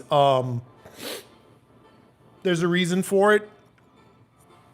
You can make an 8-inch vented sub sound good. I have an 8-inch vented sub in my car. That's amazing, but it's not cheap to do. So here's the problem with a vented 8. So vented subs rely on the port tuning frequency to make the bulk of their low end. That port tuning frequency can't be lower than the resonant frequency of the driver. If it is, you run into a lot of distortion. When you run into a lot of distortion, it makes your music sound like shit. And it starts to fatigue your ears. So most 8-inch woofers, you'd have a hard time finding one with a resonant frequency of about 44 hertz. That means you're tuning your port at about 44, 45 hertz. That's a really high port tuning frequency because vented subs can't really do much 5 hertz below their tuning frequency. So you got a vented 8, you're tuning it to 45 hertz to keep the distortion down. If you're lucky, you'll get another 5 hertz more extension. So the sub will go down to 40 hertz and that's it. Below the tuning frequency, the driver starts to run away and it goes into free air mode and it'll kill itself. So most modern vented subs have what's called a subsonic limiter, which cuts everything below the tuning frequency. So that's the problem with vented 8s, generally speaking. They're great at like mid bass and loud bass, like 40, 50 hertz, but usually they can't do much below 40 hertz. And I don't have any interest in that. I wouldn't want that. Like the Fosse, the only reason I accepted the review sample, it's a 10. And 10s generally, the larger drivers have lower and lower resonant frequencies.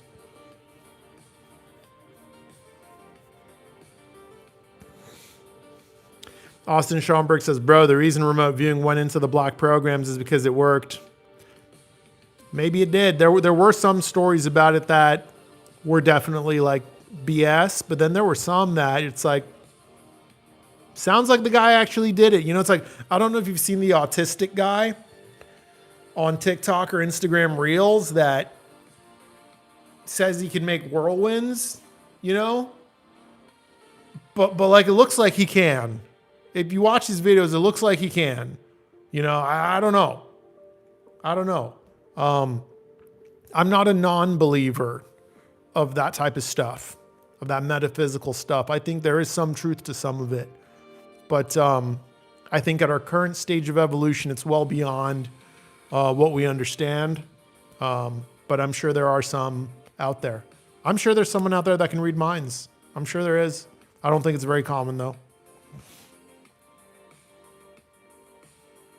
CC750 says, I'm curious to see what B&W will come out with, replace their ASW subline. You reviewed the ASW 608. I think it's been around forever. Yeah. CC, I don't think B&W is going to replace that thing. It's been in production for like 20 years. B&W got bought out by venture capital a long time ago. I don't think they care. You know, that tends to be what happens. Venture capital tends to drive companies into the ground.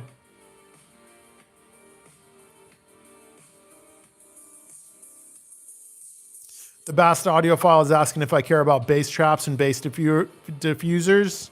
I made a whole video about that, you know. I made a whole video about room treatment. I'll do you a favor and I'll link it in the chat. But yeah, I use bass traps. It's not whether you believe in them or not. Like they do make a difference. Most room treatment, like good room treatment, like having good high quality absorption at your first reflection points, nothing will improve your imaging and soundstage like having absorption at your first reflection points. Bass traps, it's going to more depend on the room, but bass traps will also see a major improvement.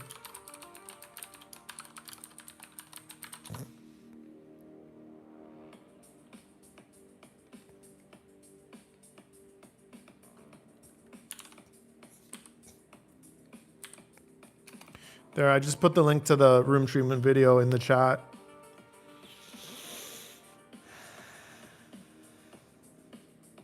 Ancient Alien says, got to have the box size right as well. Yeah, of course. That's another thing. Like, if the cabinet's too small on a vented sub, the tuning frequency is going to have to be high also. That's another thing. Most compact vented subs sound very peaky, very boxy, because they have high tuning frequencies.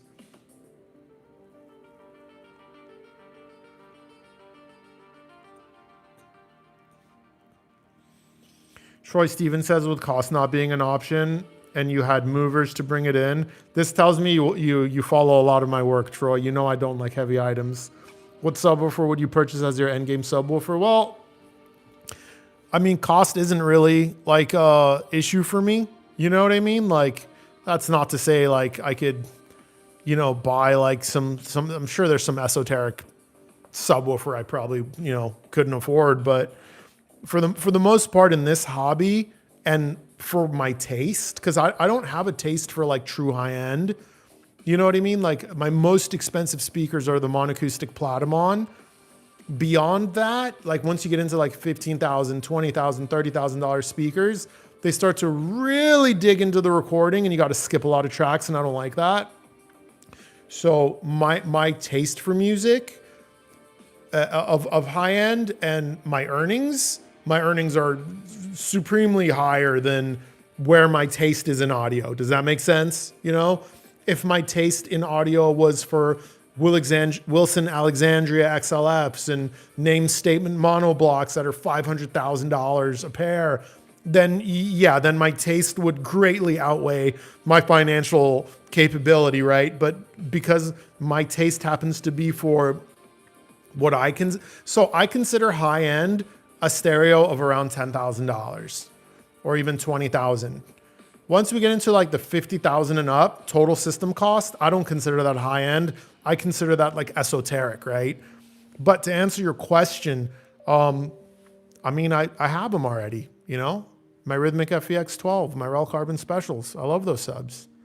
If I wanted something more, I'd have it, you know. I'm fanatical about bass. I don't have a budget when it comes to buying subwoofers, you know. Those are my two favorites, Rhythmic FVX12 and the Rel Carbon Special. They're very different, but those are my two favorites. So I already have my endgame subwoofers, man. Now in this like crazy hypothetical, if I had like a if I could have my own room size and like that, usually like for funsies, yeah, dude, if I could have like a 20 by 30 room or something, like, and cost was no object and I didn't have to move them, would I have like a 6-pack of Rel, like reference subs or something like that? Like, yeah, of course. But I don't have a room that can accommodate anything more than what I already have, you know? There is such a thing as too much subwoofer for the room for 2-channel stereo. For theater, no. You can go as big as you want for theater. You can have, 6 18s in a room my size for a theater, but not for stereo.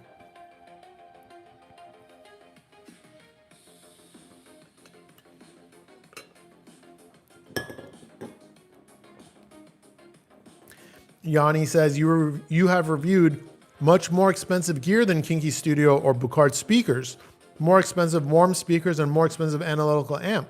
What is so special about this combo? So I just like it. I don't know, man. Like, I just like it, I get what you're saying. Like, you're right. I mean, there's that Pathos Inpol Remix Mark II. I think that amp was like 7,400. That's on a higher level in some ways than my Kinky. There was the live preamp and monoblocks. That's on a little bit of a higher level than my Kinky. And a similar sound, right? There was the Spendor Classic 3.1s. That's a similar sound to my S400, but on a higher level, But I guess at some point, like, we all have to draw the line somewhere. Otherwise, you'll just keep spending and spending and spending. And I guess the answer to that question, Yanni, is there's other things that are more important to me than hi-fi. There's other things I want my money for, and I'll tell you what those things are, because it matters. I'm 42. I want money for retirement. I also like cars. Cars are a lot more expensive than hi-fi. I have 2 badass cars currently. Wouldn't mind a third one. Wouldn't mind a second home, right? So when you're playing a bigger game and you have bigger goals than just having cooler speakers, like, from my perspective, when I'm thinking in terms of like financials, fuck hi-fi. I don't even care about it if we're thinking financials, right? Like, what does it matter? Like, it doesn't move my life forward. I like my cars more than I like my stereo, I like having money in the bank more than I like having a nicer stereo. So it has to do with what your value system is and what really matters to you.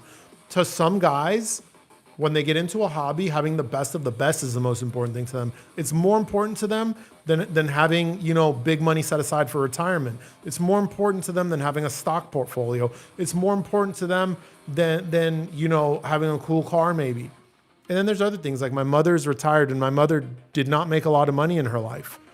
She may need me to step in and help her out, So far I have bought her a car twice, a new car each time,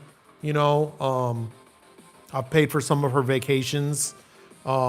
She's going to be replacing some of her furniture pretty soon here. I'm going to be probably paying for some of that. I want to be in a position for those things, right? Those things that are just more important to me. So it's easy for me to not want to spend more on better gear. And plus, the Kinky Studio stuff's really good, and the Bucard S400s perfectly fit my personal taste and what I love. So I'm not like, these are not consolation prizes for me. The Bucard Kinky combo is end game for a lot of people. Just because I can afford more, it doesn't mean I should, right? Same with cars, same with any hobby,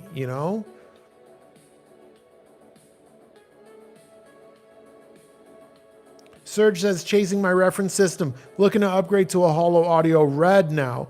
At some point, hopefully, I'll upgrade to the Past Labs 2060.8. Have you heard those? I have not. I haven't heard anything by Holo Audio or anything by Past Labs outside of a trade show. I'm sorry. Bast Audio Foss says, thank you for the link. No problem, bro. Yanni says, T9X plus 1003 Mark II, best of both worlds combo. It's a cool combo. I would say more 1003 Mark II paired with a T7X, because physically their cabinets are very similar in size, so they can look very good next to each other. A T9X I think should be more paired with a 1205 Mark II. If you want to have that best of both worlds situation where your T9X is making your speakers sound larger, your 1205 Mark II is coming in for like LFE duty, or even in a music system just to handle more like your EDM music, your super like synth lows. You could do stuff like that. That's a lot of fun. When I had the Rel T, I still have it here, the Rel T7X and the 1003 Mark II, I did play them together, and they sound fantastic together. It's a lot of fun.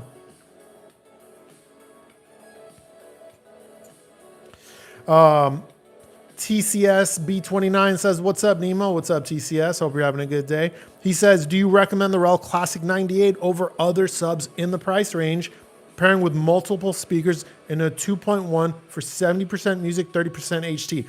Big fan of 2.1 home theaters. Big fan of that. That's what I do. That's what I got going on over here.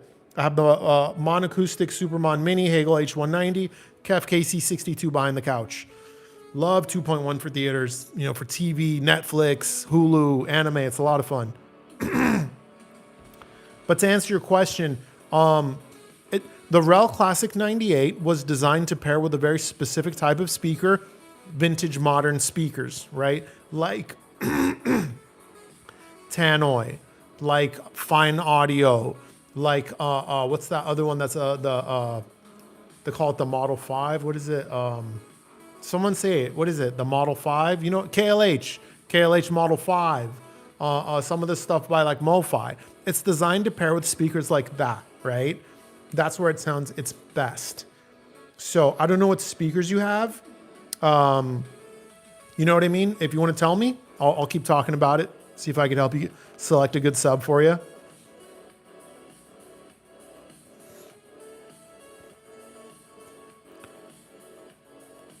Carmen DeSantos says, hey, it's Snow Hat Sunday. Yeah, dude, my hat was dirty. I had to clean it. It's drying right now. Look, I'll show you. It's next to me.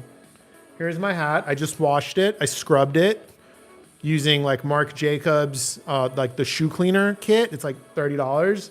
I think it's still a little wet. Let's see. Yeah, it's still a little wet. I got it sitting in front of the fan right now.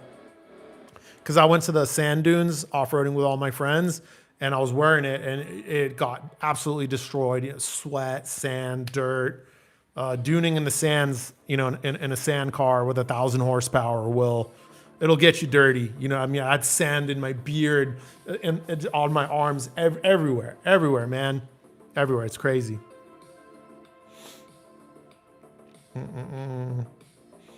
Flight Vector says, that's a very technical name. I like your screen name, Flight Vector. That sounds very sci-fi. I dig it. Nemo, how does the cost of your taste in cars compare to what you're saying about your taste in audio? My taste in cars is higher.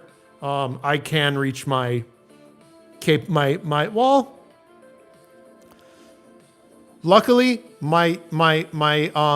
so I don't have a taste for hypercars, luckily, because I can't afford that. I think something like 99.5%, maybe 99.9% of the Earth's population cannot afford a $4 or $5 million hypercar. But both of my cars are over 100K, but under 200K. When I just got an Audi R8 V10, and my budget for the sports car, I was comfortable up to 200. More than that, I would say technically is out of my budget, and here's why. And I'm sharing this because I want to talk about financial responsibility, because it's very important, and it does relate to hi-fi also. So once you go above 200,000, right, on a car, you have to consider the upkeep and things like that. And I'm of the belief that like you should not be able to could I afford a car that's say like 260, 270? That would be like really pushing it. Could I technically buy something like a Porsche 911 GT3 2024 model, like a new one? Yes. But I would be a little bit stressed. I'd be a little bit stressed out because having to keep up with any, I think the oil changes on that car are like $1,200. That would wear on me. I don't believe I earn enough money to pay for a $1,200 oil change and feel that is responsible. I think to buy a car in excess of $200,000, you should be able to comfortably buy two of them. And I can't. I can't comfortably buy one. I'd have to like push it to the limit to buy one. And I believe if you have to push it to the limit to buy one, you can't really afford it in terms of car, right? Because then like the tire, like cars like GT3s wear out through tires like so fast. You're going to be in it for tires like $2,500 every time. Your oil changes are expensive. Your services are expensive. You bump a parking block and break your lip. Say you want to put carbon fiber, you want to get a carbon fiber lip kit, side skirts, and rear diffuser. That's $40,000 just in carbon fiber and mirrors too. Ask me how I know. I have friends with cars like that. I know the upkeep. I'll give you another example. Another car I was interested in, much more affordable, in relatively speaking, was the new Acura NSX, the 2017 up model. You could pick those up for around $130, well below my upper budget, right? But I started looking into like what does the service look like. Relatively easy. It's a Honda at the end of the day, except it has a valve job on the service and it's an engine out service. They're too new for anyone to have done them yet. So we don't know the real cost, but the book says it's about $30,000. And in my opinion, a $30,000 service on a car at that price is insane. Can you guys imagine? You take your car to the deal. I don't care if it's a $100,000 car, a $150,000 car, even a $200,000 car. You take it in and they give you a $30,000 bill. I can't afford that. I don't believe, because it stresses me. I can't afford that. It doesn't matter if you have the dollars to buy the thing. If it stresses you out, it means you can't afford it. That's what I believe personally. Those are the types of mantras I follow personally. And I suggest people do likewise in this hobby. That's why I'm talking about this. So if you could afford a $2,500 speaker like the KEF R3 Meta, but it's going to stress you out. When it gets dusty and your wife goes to wipe it, you're going to get all stressed out because you had to wipe your entire savings buying it. You spent too much. You should have bought something cheaper so that the item doesn't own you. You own the item, right? Your speakers, if you can afford them for real, that means if they fall off the stands and they break, you may be upset, but it's not going to ruin your week. If it ruins your week, that you should have got something cheaper. That's my opinion. These are just my opinions of what it means to be financially responsible and live in a way where the things you buy and own, you cherish them, you like them, you appreciate them, but you own them. Those items don't own you. I had a friend that bought a BMW M4. He had to push to buy it. Back then, they were like $85,000. They're more now. Everything's more now. Man, every time he parked that car, he would take pictures. He would do a walk around, and then when he would come back, he would do the same thing. He would take pictures, do a walk around, see if the person next to him dinged his door. It was insane. And if you ask me, I would say that friend of mine could not afford that car because he was so stressed out about any scratch, any damage. His car owned him. How could he enjoy it when he was that worried, that scared of any little thing happening to it, That was a hell of a tear I went on. That question gave me some energy. I'm very passionate about financial responsibility. It's very important. I don't want any of you guys, don't buy something just because I gave it a good review if it's going to wipe out your savings account. Don't buy it. You don't need it. We don't need any of this shit. We don't. Do not sacrifice your retirement, your financial stability, or anything like that for hi-fi. It's not worth it. Go buy your wife something nice for her anniversary instead. That'll be so much more meaningful, guys. I promise you.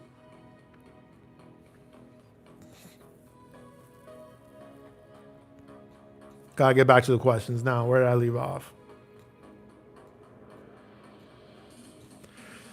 Carmen DeSantos is like, true, it's a hobby. Exactly, it's a hobby. Like, we're supposed to have fun. It shouldn't bleed you. You shouldn't be hemorrhaging money in your hobby, If you can't sleep at night because you've gone broke, it's too high a cost. 100%. Well said, Carmen.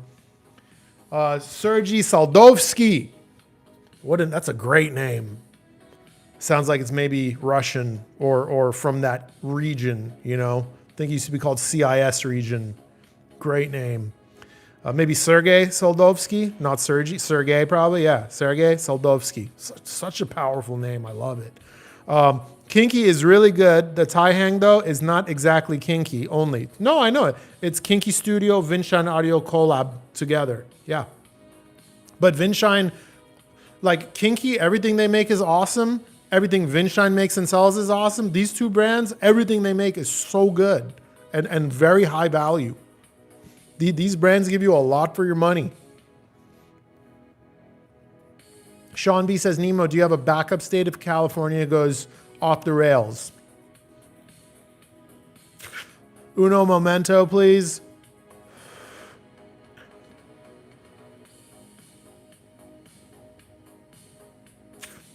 So,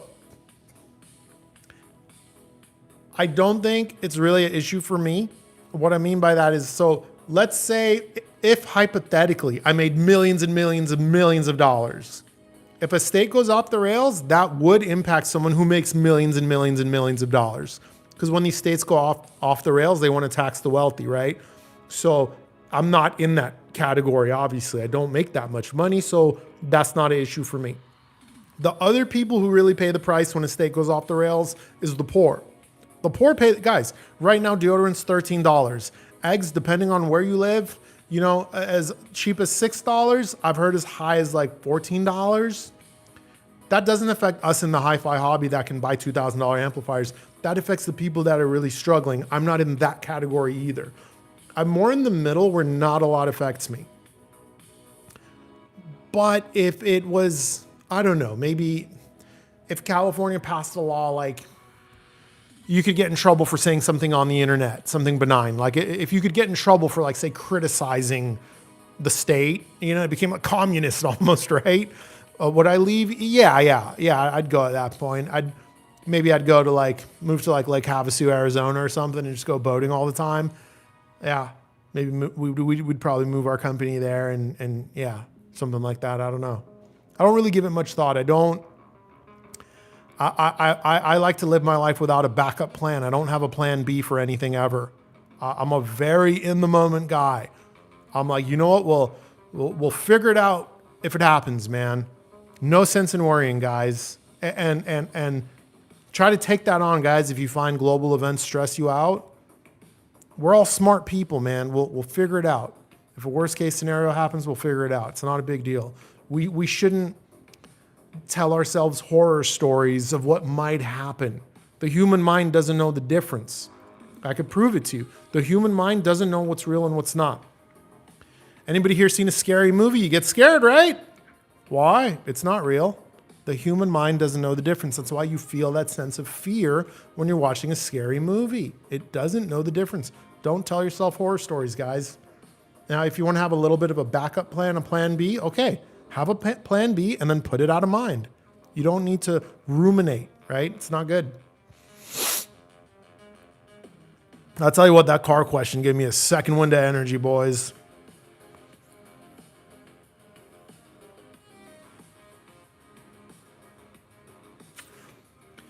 Sergey Soldovsky says, if you want to say, what do you think about power cables? Make a difference or not worth it? Too much investment. Power cables, 100% make a difference. This was one of the craziest experiences I ever had. And here's the cool part. They don't have to be expensive. They don't. Some of the best power cables that I've tried are affordable in the cable world, affordable, right? Not like $1,000 plus. No way. I won't ever recommend something like that. Even if it's really good, I'll never recommend it because I think it promotes financial recklessness, right? And you already know my stance on that. Wire World. Get with, you know what? I'm just going to drop you a link because I found a cable genius. Okay. It was the guy who sent me the Vincent SV228. Let me bring up his website so I can send it to you guys. And this is not, he doesn't sponsor me. This guy hasn't given me a penny, nothing. I just bought a cable from him. I didn't even get a discount.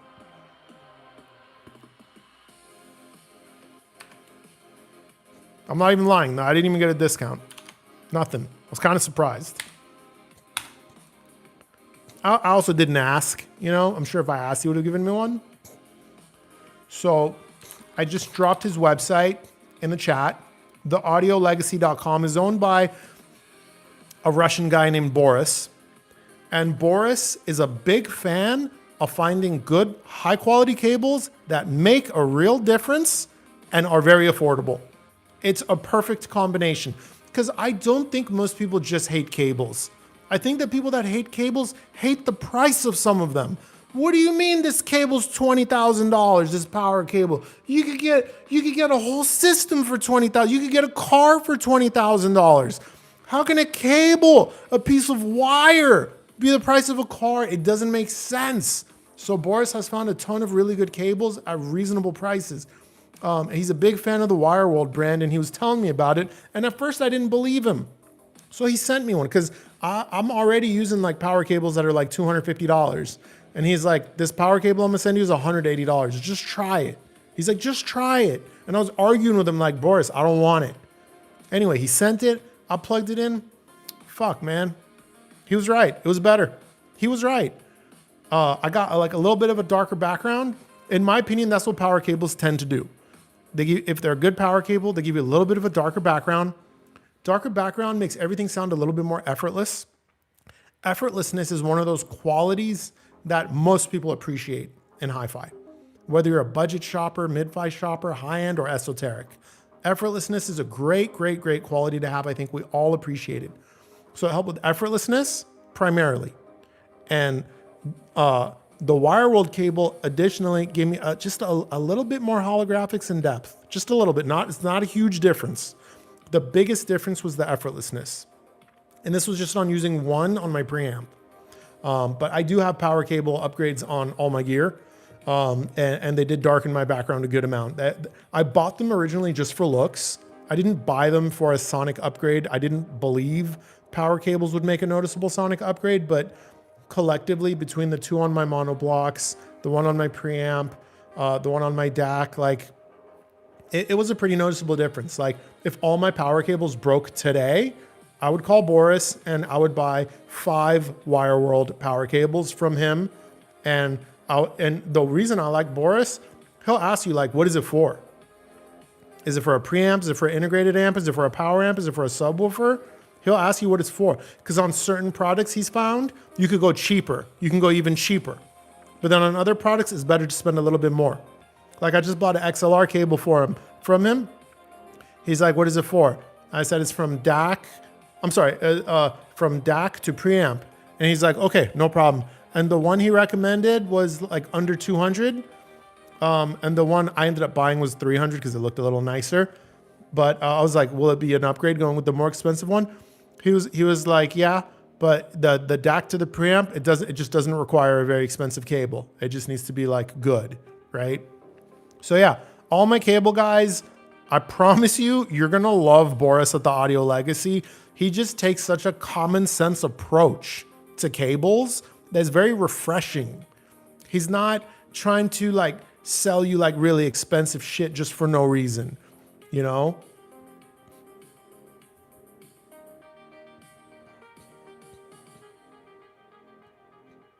Where did I leave off? Yeah, so that's what I think, Sergey. Siphonics Audio, I just walked outside for a tour of my parking lot in the snow. Nice. Flight Vector Nemo, totally get what you're saying about prioritizing finances. What do you consider to be reasonable percentage of income to spend on hobbies? I'm a little bit extreme. For cheap stuff, you should be able to buy 5 of them. If you can't buy 5 of them, you shouldn't buy one if it's cheap stuff. More expensive stuff, and that's relative. It depends on what you feel is expensive. If the item's expensive, 3. You should be able to buy 3 of them easily without draining your bank account to 0. If you can buy 3 of them easily without draining your bank account to 0, then you can afford 1. Really expensive stuff like cars and houses, that's another story, right? I don't really want to get into that too much. But that's kind of the general logic I follow. I don't do the whole like percentage of your income necessarily. If you're in my free Discord, I'm happy to talk to you about it more, but then you're gonna like I'll tell you this. I called one of my buddies before I bought my R8 V10. He makes a lot. He makes a lot more than me, you know? That's why I called him. And I was like, hey brother, I'm thinking about buying this car. This is what it cost. Just, do you think it's like financially smart for where I'm at in life financially? And he goes, well, I'm happy to answer that question, but you got to understand, now I got to ask you how much you make and how much you have set aside. And I was like, I got no problem telling you that. And I told him, and he was like, yeah, I think you're fine. Go for it. You know? Because I asked him kind of percentage of income. When you get into that, it's like, you have to be willing to tell me, like, almost like as if I'm a financial advisor, how much you have set aside, how much is in your 401k, how much do you make, what's your average expenses, you know what I mean? And that's not a conversation I really want to have with too many people, because I don't want to play financial advisor. And at the end of the day too, everyone has a little bit of a different relationship with money, right? Like my uncle, he makes millions, okay? He will not spend more than 50,000 on a car. It used to be 40. He recently increased it to 50. He will not spend more than 50,000 on a car. He thinks it's a ripoff. But he will fly with his wife 4 times a year to any country in the world and eat at the most expensive restaurants. He believes expensive cars are stupid, but expensive food to him is an experience he'll never forget. So he's really comfortable spending money on experiences, right? I think us audiophiles tend to like tangibles more. I think we're more comfortable spending on things we could see and touch and hear. And those are just little personality traits that make financial responsibility and what it means a little bit different to each person, right?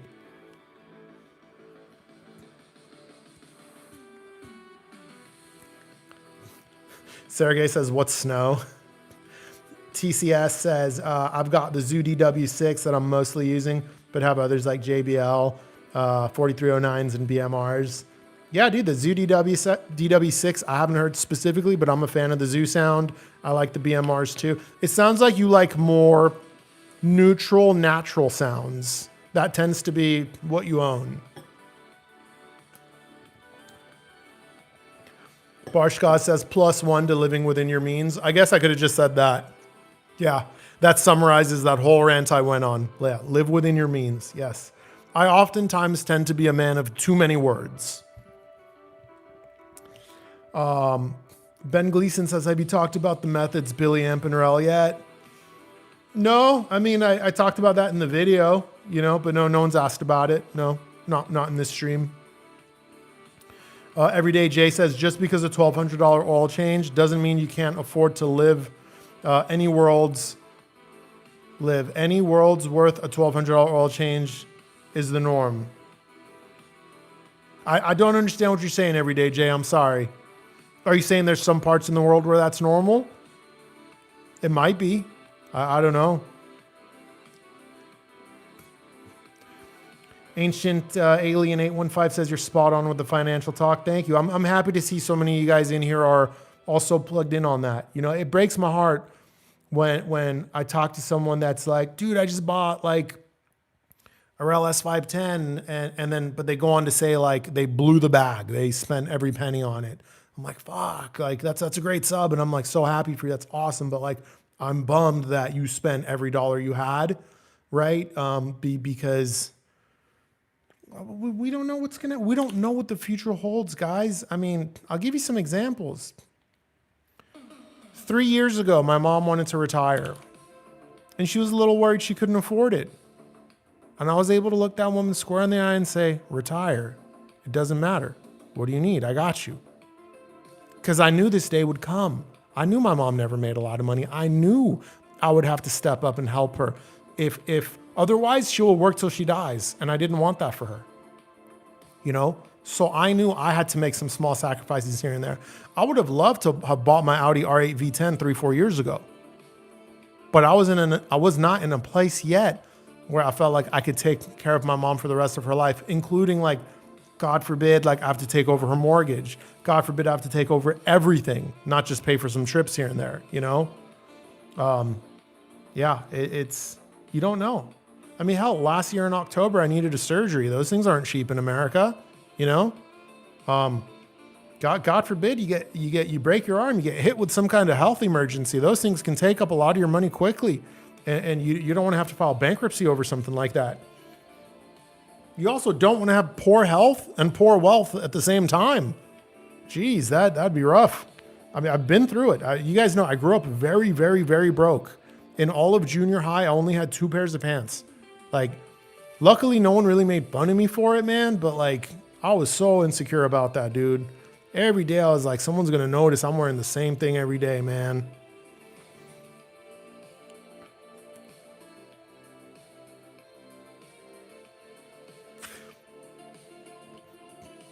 TCS also says, great talk on financial responsibility, Nemo. We all should own fewer, higher quality things. Let's consume less in general. Yeah.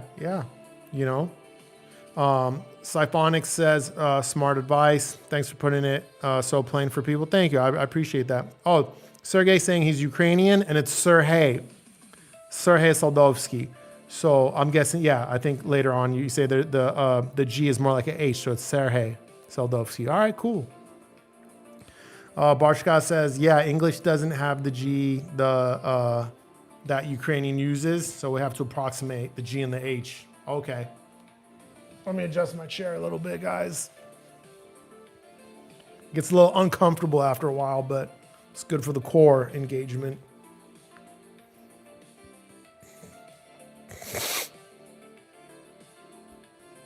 Liberty says, this is exactly why I prefer DIY. Yeah, nothing wrong with that. I mean, like, if you can't afford something and you want something, or you want that something at a lower price, and it's something that can be built, and you simply just don't lack the skill, but you have the time, you could learn the skill, you know? And it could be a lot of fun, and it could be really rewarding doing that. Speakers and subwoofers, these things are not overly complicated in terms of a building process. I'm not going to sit here and say they're easy, and some of them certainly are complicated, like the Monacoustics Platamon. We're not making a billet aluminum cabinet at home, right? I'm sure some guys can, but I can't. Yeah, DIY is a great alternative for a lot of stuff. The Philipster says, excellent advice. I've been there and done that for audio and other BS that isn't important. Yeah, I think a lot of us have learned the hard way, you know? I feel we've all been there to some degree. Yeah. Just got to take it as a learning experience, 100%. Carmen DeSanto says, I've recently got into some serious money, and both my wife and I like music, but she won't live in a science experiment gone awry. So Kev Ellis 60s in the front room. Hey, bro, those are not a consolation prize. Those are still expensive, you know? This is how you know what you have is expensive. Go and tell one of your normal non-audiophile friends what your speakers cost. Any of you guys. I don't care what your speakers cost. Even if your speakers are only $500, go and tell one of your non-audiophile friends that just uses the TV for sound, you have $500 speakers. Watch, they're going to be like, wow. They're going to be blown away. Even $500 speakers are expensive to most people, let alone LS60s.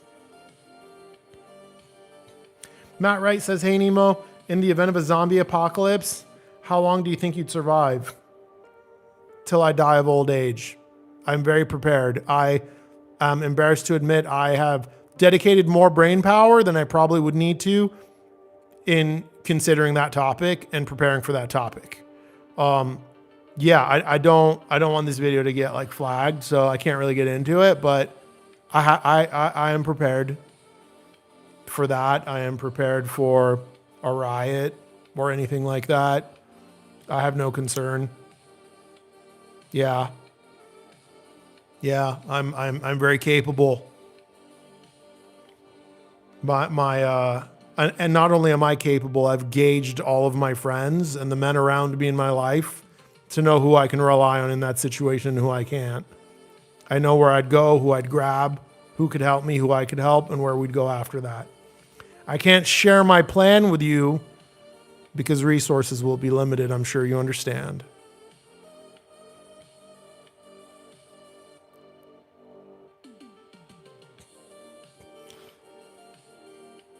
Sergey says he can't buy Russian. Why? Boris's website is not in Russia. He's in America. Are you saying, Sergey, sorry, are you saying you won't buy from the Audio Legacy because Boris is Russian? Or are you saying you thought he was in Russia and you cannot buy something from that country? Boris is in America. He's lived in America a lot of his life. I'm curious. Please tell me, because I have an opinion on that I'd like to share with you. So please let me know. Sean B says, do you think we are living in base reality or a simulation? Base reality. I think we're living in base reality. I don't believe we're living in a simulation.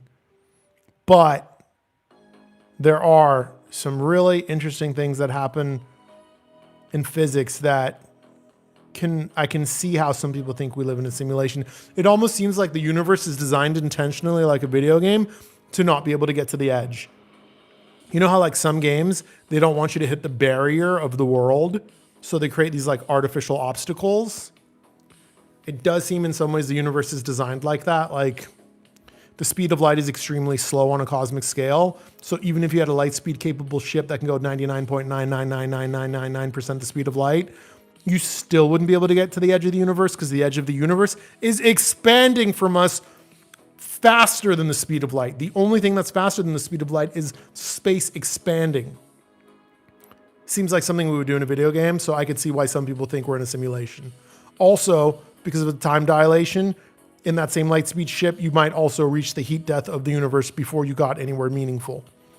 So that, again, kind of could support the idea that we're in a simulation, but just in my gut, I think we're in base reality.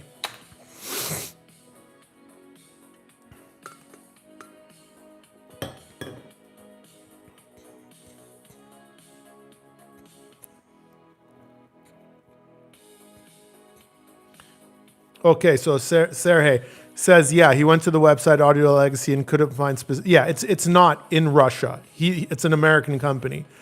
He is Russian, yes, and you'd rather not buy from him. He could be sending his money back home. So, Sergey, what I would say to that is, and I hope you don't get upset by this, but don't blame man for the problem of governments.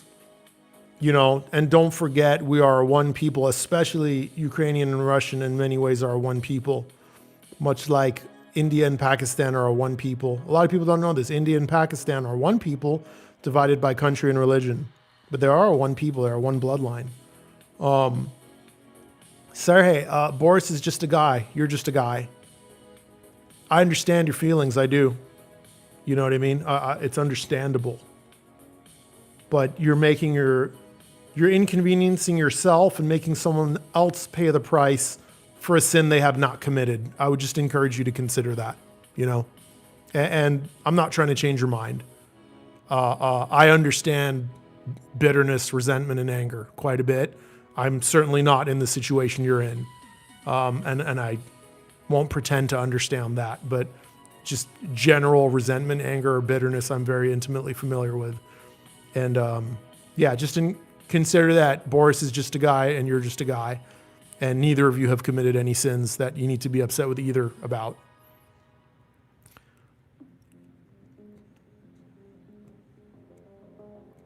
All right, where did I leave off? I know I skipped a bunch of people to get to that.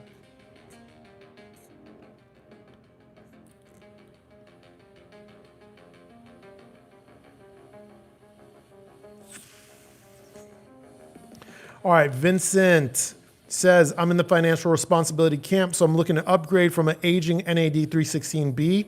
I'm driving PSB Alpha Towers and would like a little more power with finesse under 1500.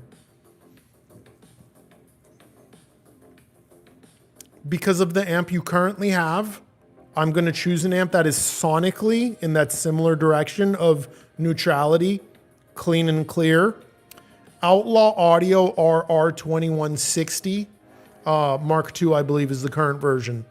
If you don't like the way that looks, because that is a bit of a polarizing aesthetic to some, Emotiva TA2 is what I would recommend. That's more of a traditional look.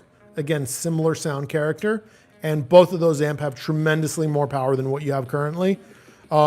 If you want more of the warmth direction, okay, just a little bit of warmth, not a lot, a little bit more holographics, you're gonna go for the Iota VX SA40, okay?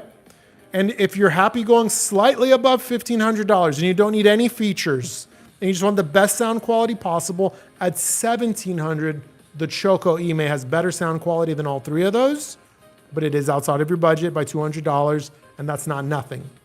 So again, sonically closest to what you have, Outlaw RR2160 Mark II or Emotiva TA2. Slightly on the warmer side, just a little bit, Iota VX SA40. A little bit warmer, a little bit more holographic. And blowing the bag option, Choco Ime, but it has no features. Make sure you watch my review. Not even sub output. Cool thing about the Iota VX SA40, if you dual duty, you like to use your stereo for TV use, it has HDMI ARC. Let me drink some water before I keep going here.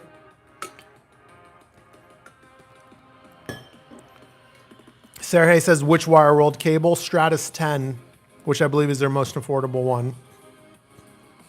And Boris recommends if it's for a preamp or an integrated amp, you want to go with a 6-foot length. The length does matter. DTD Campbell says, I've been interested in Pine Tree Audio. Heard their braid power cable is good. Starts at 65 for 2 feet lengths. At that price, try it. Worst case scenario, you added some audio jewelry, and there's nothing wrong with that, you know? Damn, we got 64 people in here? I think that's the most the stream's ever had.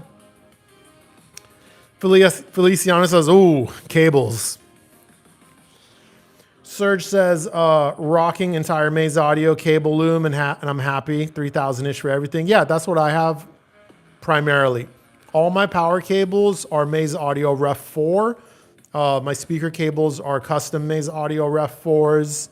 And then like other stuff that I found to be really good is the Wire World power cables. And then for speaker cables, guys, you want like a really good budget option? The Zoo Option speaker cable. For a 10-foot run, it was like $150 for a pair. And it looks great and it sounds great. It's like such an inexpensive, but like really good looking and high quality speaker cable. I couldn't believe it. Zoo Option, so good. Yeah, for some reason when it comes to cables, I almost said chables. The cheaper the better. The cheaper ones make me the happiest. With speakers, I like medium priced. Amps, I like expensive ones. But cables, I like cheap ones. Cheap, relatively speaking.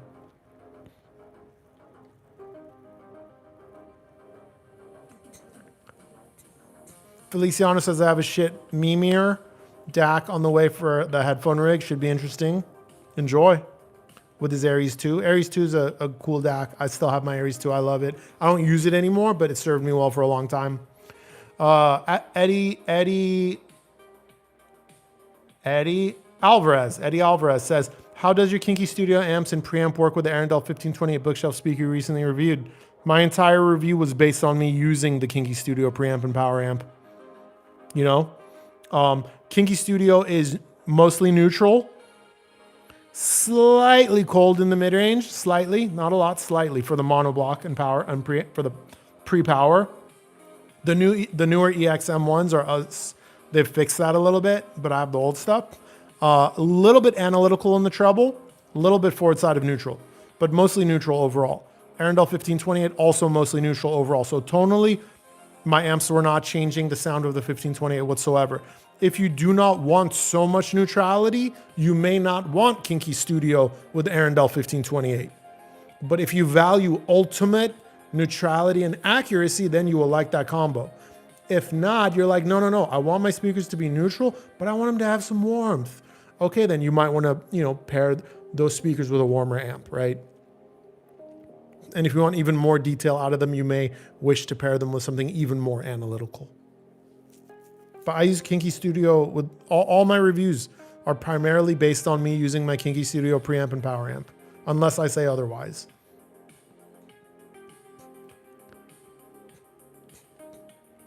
Everyday Jay says, just because you can afford a $1,200 oil change doesn't mean you can afford to live the life where a $1,200 oil change is normal. Damn auto type. Oh, thank you. Yeah, that makes more sense. 100%. He also says, props on helping your mom. Mine passed away, but I would do the same if she was still around. Yeah, thank you, bro. Thank you. It's a part of life, dude. They're all going to go. My aunties are getting old, man. We're all going to have to, deal with that. Sammy Debs. Hey, Nemo. Yesterday I purchased the DWX and the Luxman L505Z, an open box. Just wanted to treat myself. Nice, dude. Nice. I hope you love it. Carmen DeSantis says, I got my dream endgame headphones on the way. Literally a retirement gift to myself. Great, dude. Mezzi Imperium 2.0s. Oh, I'm also a senior competitive shooter. Nice. That's also another moderately expensive hobby. It certainly can be. Yeah, it certainly can be. I've made a few mistakes in that hobby myself,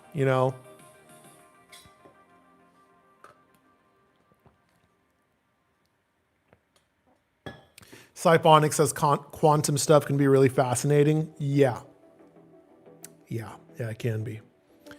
Cartson says 3i Atlas, natural comet or artificial alien tech. Natural comet. Straight up natural comet. I do not believe we've ever been visited by alien life. I think I wish it was alien life. I would love nothing more. No, this will sound too grim. I was going to say, I'll just say it. Even if it was bad for us, I'd prefer it be alien life just to have the question answered. But I believe it's just a comet or an asteroid or something. I just, space is so vast. Why would, even if they had the resources required to traverse interstellar distances, why would they? Why would they even come here? For resources, they could mine asteroids much easier. Why would they come to a planet where there's people in the way, where there may be some resistance? The only reason to come here, the only thing unique about Earth is us, the life. That's the only thing unique. I don't know if you guys realize this. With all of our technology, every planet we've been able to survey and see, we cannot find any life, none, not a blade of grass, not a bacteria, none. We can't find life anywhere. So we could find planets with water. We could find planets with rocks. We could find planets with air like we have. We cannot find life. We are the thing unique about this planet. So the only reason for an alien civilization to come here is for us. So then contact would be made, right?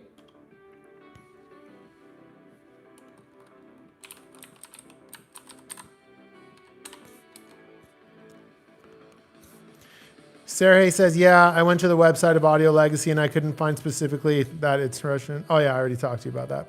Siphonic says, yikes. There's two people talking to each other. Sarah, and I don't know the whole story and blame the governments and not the people. We shouldn't get into this further. If you want to go further on the Discord, I'll explain. We don't have to. We don't have to get into it anymore. Sarah, you don't have to explain yourself, man. At all, bro. You don't. It's totally up to you, bro. I was just trying to help a little bit, but I'll leave that in your hands. Ted K says, oh no, the Russians. Siphonic says, so, cable risers, what's up with that? I don't know, dude. I don't know. Would I have them for aesthetics if I had like a crazy like 20 by 30 foot listening room and just to doll things up? Yeah, I might have some like little wooden platforms made just for aesthetics. Do I think they'd make a difference? I don't know. Maybe if there was a really thick carpet and there was a lot of static buildup, I could actually see there being some even measurable, stuff happening there, right? But that's certainly not something I would spend considerable money on. You know what I mean? That'd just be like an aesthetic thing. And I think the guys that run them for aesthetics, you know? JD Smith says, unbelievable. I've seen every one of your live streams, but I've never been able to catch it live. Love your style. Thank you, dude. And I'm glad you were able to get to one. That's awesome. I'm happy for that, JDS or JD Smith. He says, so dual subs. After you get that first sub dialed in perfectly and you begin to implement the second sub, do you find yourself having to go back to the first sub to tinker a little bit more? Sometimes, sure. I don't, because I've done it so many times in my room. I know what to do. But at minimum, yeah, most people are going to dial in that second sub and have way too much bass. Because if they're set up right, you're getting a lot now, right? And you set up the first sub to have the amount of bass you wanted. And now you've introduced the second one, so at minimum, you're gonna have to, start getting their levels down. And then, some rooms require you to do some wonky things with phase, even if they're on the same wall. They could sometimes need different settings slightly. So yeah, you definitely might need to go back. XCV says, watching from Sweden. What's up, brother? Welcome. He said, thanks for good cable advice. Yeah, of course.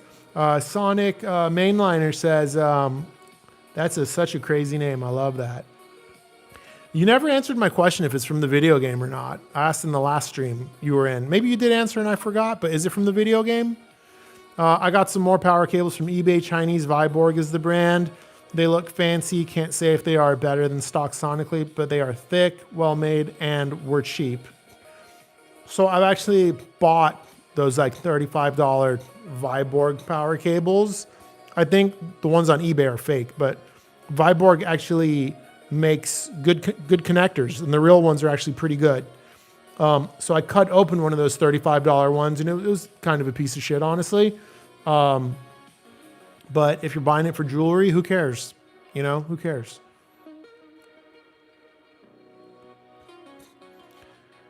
The Philipster says, random question, but any chance you could link the playlist you've had playing in the background during the live stream? It's just Synthwave on YouTube, but yeah, I could link it.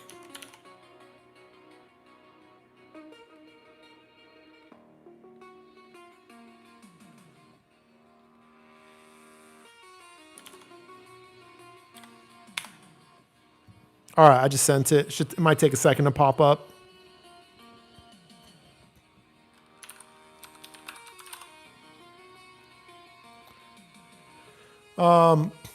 AJ Faber says, our inability to see what happens at the quantum scale feels like nature's hint. Yeah, that's kind of what I was getting at, AJ. I'm 100% with you. WY says, which rhythmic sub will have more output or sense of scale than the RSL 12? Hard to say because I don't test max output, but if you don't mind a hypothesis, let me hop over to their website. So first, there's some obvious ones. F18, obviously. FV15, any version of the FV15 by Rhythmic is going to have more output and a larger sense of scale than the 12S. Where the 12S sits in terms of output, it's slightly higher than the FVX12, right? So if we go to Rhythmic's own website, subs that play louder than the FVX12 are the E15 HP2, G22, F18, FVX15, FV15 HP, G25, FV18, FV25 HP. So I'm not sure if the E15 HP2 will be louder than the 12S. But the Fs, like the vented ones, yeah, by a lot. Those are big subs.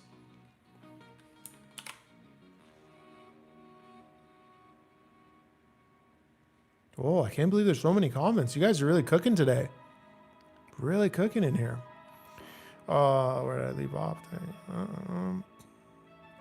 XEV says, your take on Paradigm subs. I've never reviewed them. Yeah, I've never reviewed them. I wanted to review the XR13.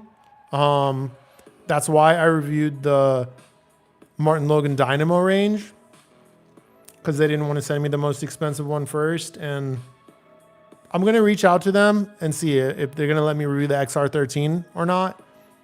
If they're not, I don't know, I'll probably just be done with them because then that would be frustrating. Like, honestly, I didn't want to review the Dynamo range, guys. I really didn't. Like, it's good, don't get me wrong, but I wasn't, like, it wasn't fun. I felt like I was earning my respect, which is annoying.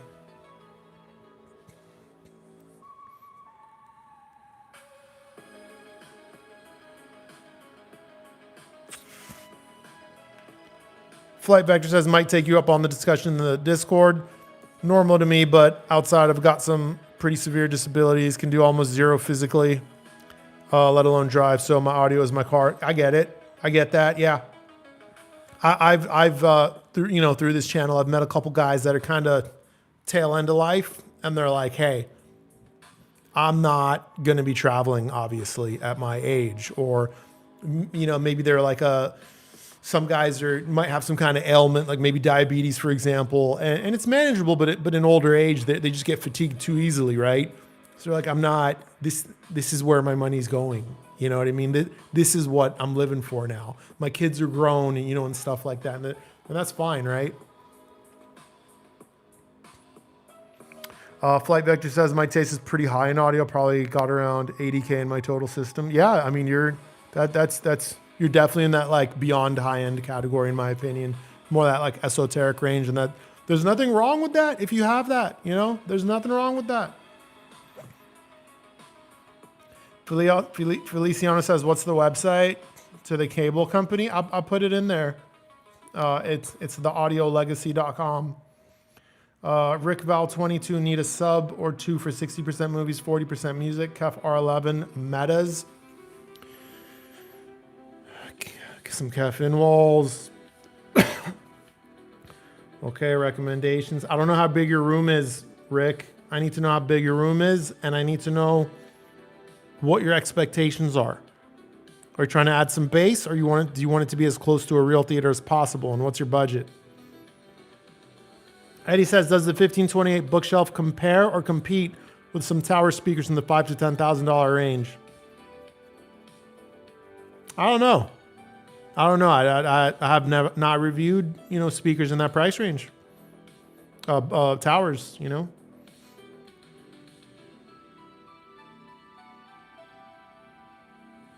Siphonic says the aliens want our plastic.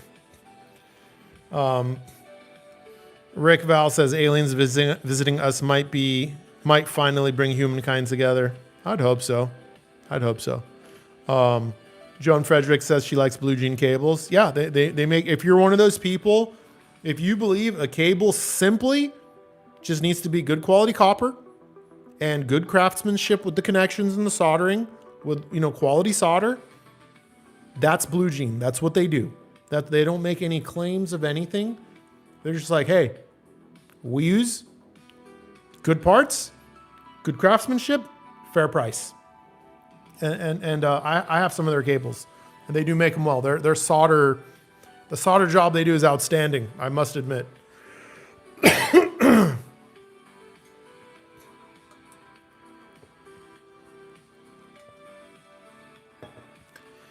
Carmen DeSantis says the universe is always able to surprise and inspire you, but all you need to do is pay attention once in a while. Well said.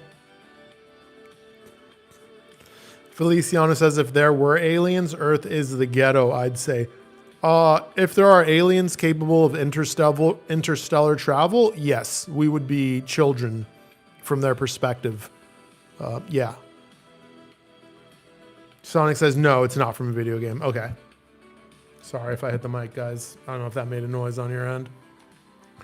Kevin says, Nemo, have you ever tested any of the advanced Paris amps? No, I did send them an email 2 weeks ago. I didn't get a response. So if they don't respond, fuck them. Can't review them if they don't respond.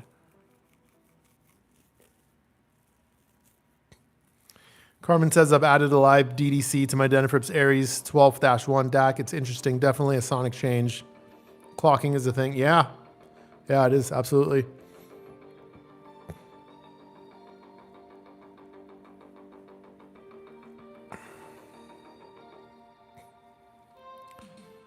Carston says, just curious, when you're out of the house, do you use a higher end portable DAC amp, an IEM setup, or just earbuds with your phone? I don't use earbuds. I hate earbuds. I don't use headphones at all. Yeah, there's no scenario where I would need to use headphones.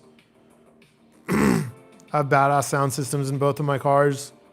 Outside of that, like, I can't see a scenario where I would need headphones in public. If I'm with my friends, I'm with my friends. Like, I'm rarely by myself. I mean, maybe grocery store. I'm not wearing headphones in the grocery store.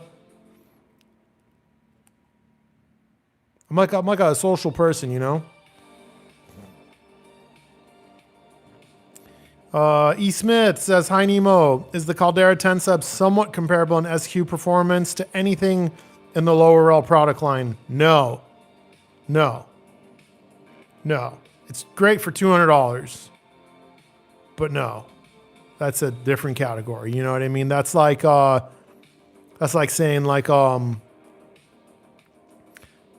let's say like Nissan made a car and you were like, hey, you know, for the price, the Nissan Altima is like, it's got a good interior, you know? Like, all right, it's not a BMW. It's not even close. No. If you can afford a T5X, buy a T5X instead. But the Caldera 10, I mean, for $200, in terms of base fidelity, you cannot get better. It's the best base fidelity $200 can buy. And decent output for how little it is, too.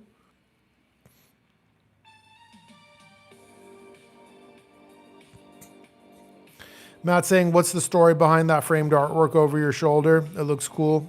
That is a piece by Laura Zombie. I have some of her other pieces on this wall too. It's funny. I never realized this, but she does really great watercolor work. I really like it. I have 3 of her paintings, and they're not originals. They're just reprints. I bought them from her, like from her website, so I'm supporting the artist or whatever. All 3 of the pictures, if you look at them and someone were to ask you what they're showing, what they're representing, because that's a picture of a child standing up to a little tank. That's a tank, and that's like a giant-sized child. And I think she's strapped up. She's got one on her in her hand. She's ready to take on this tank. All 3 of the Laura Zombie pieces I have, if someone asked you, what do you think these 3 all represent? They all seem to represent conflict and childhood. And it's interesting, out of the hundreds and hundreds and hundreds of pieces she's created, I chose the 3 that have the exact same theme. Like, none of them look the same. They're all completely different looking, but they're all representing conflict and childhood. And I found that interesting. I'm sure a therapist might have something to say about that. I never thought about it beyond that, but Rockroll says, what do you recommend for RCA interconnects? I would recommend you just reach out to the Boris at the Audio Legacy and ask him, honestly. Straight up. That's what I just did. Like, I just bought an XLR cable from him because I was using like this cheap one and I wanted a nicer one. He recommended one of the WireWorld ones, and that's what I bought. Like, that's how much I trust him. Like, he's done all the tinkering and testing that I'm not willing to do. Testing cables sucks. It's a nightmare.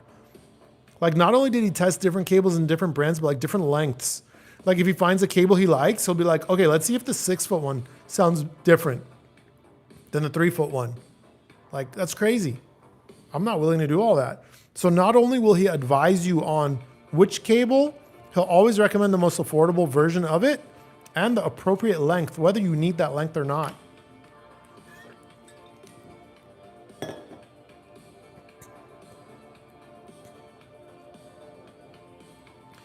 Rick Val says 18 by 22 by 12, 3K max per sub. I want to feel the rumble for movies, but speed and tight for music. Rick, I can't remember what your question was. I got to scroll up, bro. 60% movies, 40% music. Got it.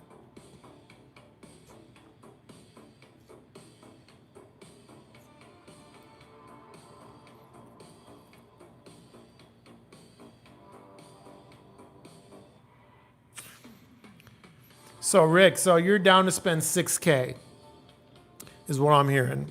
Let me do some math.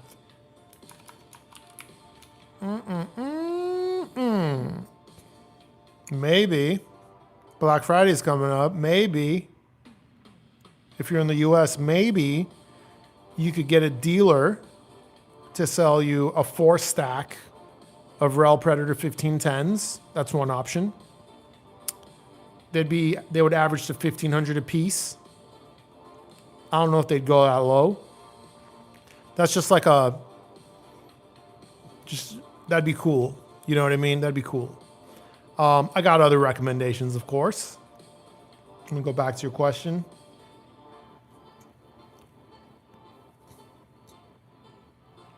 You could do a pair of Rhythmic E15 HP2s. You could do a pair of Rhythmic F18s. Depending on how much rumble you want for movies, you could go with a pair of FV15s. Anything by Rhythmic, FVX12 and up, which would be FVX12, E15 HP2, FV15, F18, G22, any of those. You well within your budget. Or the 4-stack of Rel Predator 1510s.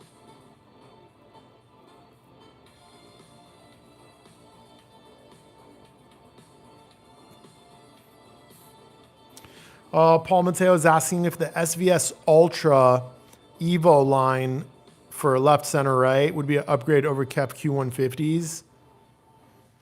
I don't know, bro, because I never used them in that setting. I don't know. It's been so long since I heard those. I'm not sure. That Kef Q line had a lot of value, dude. I don't know. Papa Kenobi says, since you have such great appreciation for bass, you should take a look at Hi-Fi Rose. 280. What is that? Has really strong bass performance. Is that an amp?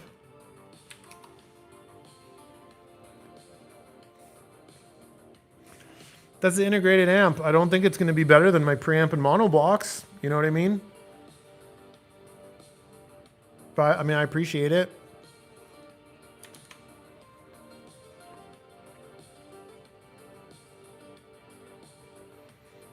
Carmen says the audio hierarchy is 2-channel stereo, then headphones, then IEMs. Flight Vector says, Nemo, the cable company will lend you cables. I know. I don't want to deal with it.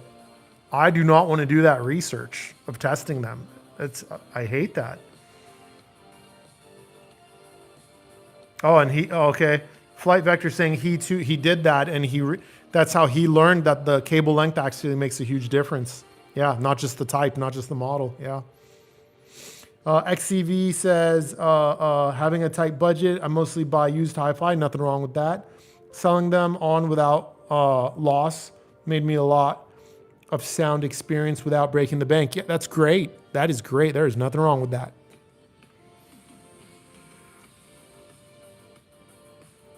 Flight Vector says, no confirmation bias. He thoroughly hated one of the 3 cables he tried. I believe that. Yeah. Feliciano says, meanwhile, I'm loving my LV12M. Great sub. Great sub. He's considering going dual. Do it. Do it. You're going to love it. Rick, sounds like Rick is liking the idea of the 4-stack of Rel Predators. That would look killer. Thanks for the recommendation. Yeah, no problem. I figured that was just such a, not everyone might want that wall of subwoofer, So I gave you some other recommendations, which are also excellent. You can't go wrong either way. You'd be getting a lot of bass either way.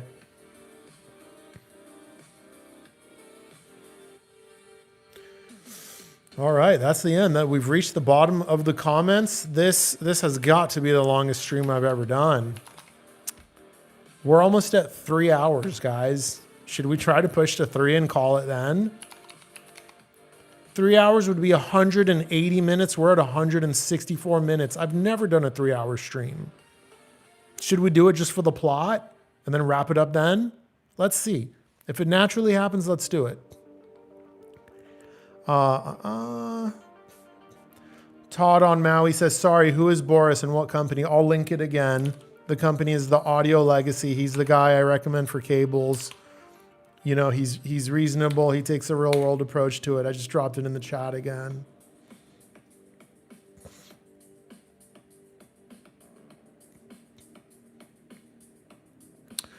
Kevin says, Nemo, I enjoyed your video about Rel HQ when you were there. Were you able to experience a 6-pack of number 32s? No, unfortunately not. The highest end 6-pack I've experienced was Carbon Specials. I've heard Carbon Special 6-packs, S812 6-packs, and Predator 1510 6-packs. Upscale Audio had a 6-pack event, and each room had one set up by Rel, and that was incredible.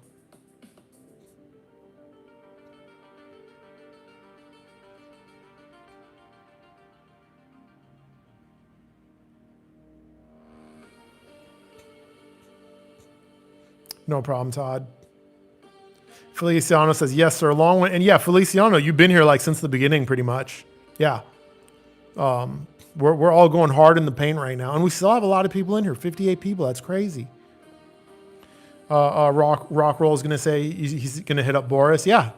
You'll see what I mean, dude. Like he just takes like a real world approach, man. And it's just so refreshing.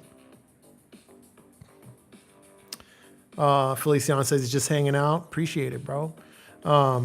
So Rick Val says, do you have a turntable in your system? No, I'm a minimalist, as you can kind of tell by my home. You know, I try to have as little as possible, and I don't want to own physical media. It's just too much. I know a cool turntable can sound wicked good.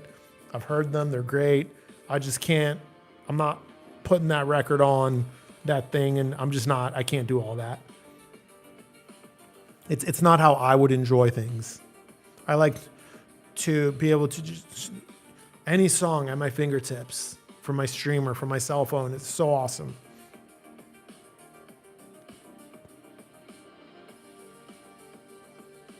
Flight Vector says, I actually do have an equipment question now. I have a single S510 and wanted to buy another now. I can't get a new one. I don't think I'm a fan of having two different models.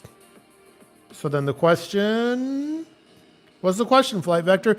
Maybe you hit enter or you sent it before finishing the question. You know, because you could buy a secondhand one, I'm sure, on like Hi-Fi Shark or Facebook Marketplace or eBay or AudioGone, US Audio Mart. You have options, but it sounds like maybe you have a question about upgrading, I'm guessing. DTD, I have not talked to Boris. He's asking what was the ideal cable length. It varies on what you're doing. All I know is for the Stratus 10 power cable, if it's going to an integrated amp, he recommended 6 feet. As far as interconnects and speakers, we didn't get into that.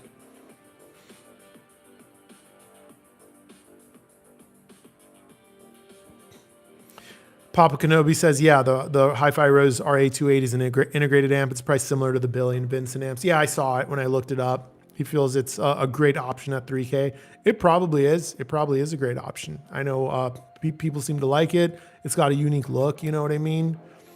Seems really cool.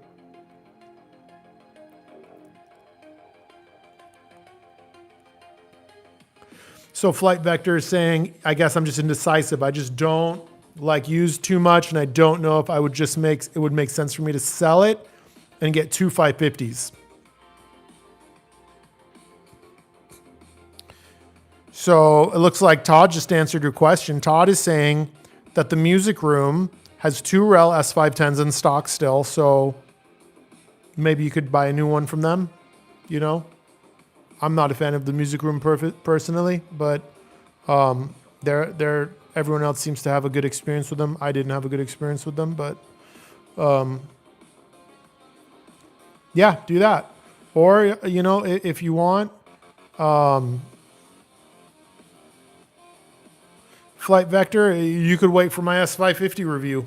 If you're itching for a little upgrade, you can wait for my S550 review. The new Rel Series S does seem to be a substantial, maybe not substantial, a worthwhile upgrade. It does seem like a worthwhile upgrade.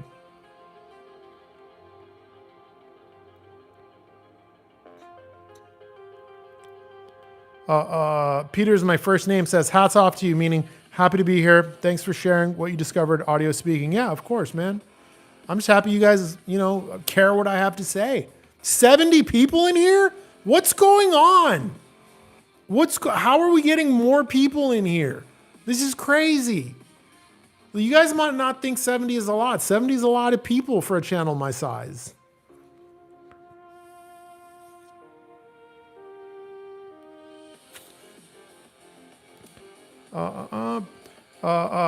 DTD says, thanks for taking the time for everyone today. Of course. Rockroll says, good experience here with the music room. Yeah, look, they didn't screw me over or anything, okay? I felt like the person I was talking to was like kind of an idiot and the stuff he said didn't really make sense. But, maybe I shouldn't judge an entire company on one employee, I guess. I don't know. I'll tell you what happened. It's really simple. I was trying to make a deal with them on a pair of Focal Sopra number ones. My offer was fair, okay? I wasn't even asking, and their website has a place to make an offer, right? It's not like I just was trying to haggle for the hell of it. It was a secondhand set. And I offered just slightly under what they were asking for. They said no. Asked them again, they said no. Then they marked them down like 2-3 days later to lower than what my offer was that they kept declining. Kind of frustrating. I reached out to them. Hey man, now you're selling them for cheaper than the offer that you keep declining me for. What's going on? And the guy's like, I'm sorry, bro. I don't make the decisions here. And I said, okay. I made him a new offer. I was being a little bit spiteful, but I offered him like a couple hundred less than what the new price was now, right? He said no again. They ended up selling them for, again, even less than my second offer. I couldn't believe it. So twice they turned me down on my negotiations, only to continue lowering the price and saying no to me. It was weird. It didn't make sense.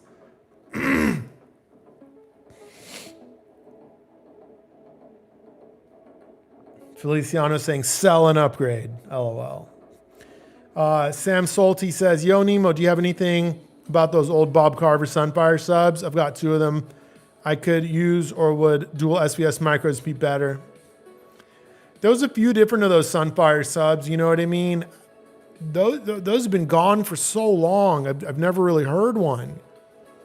That was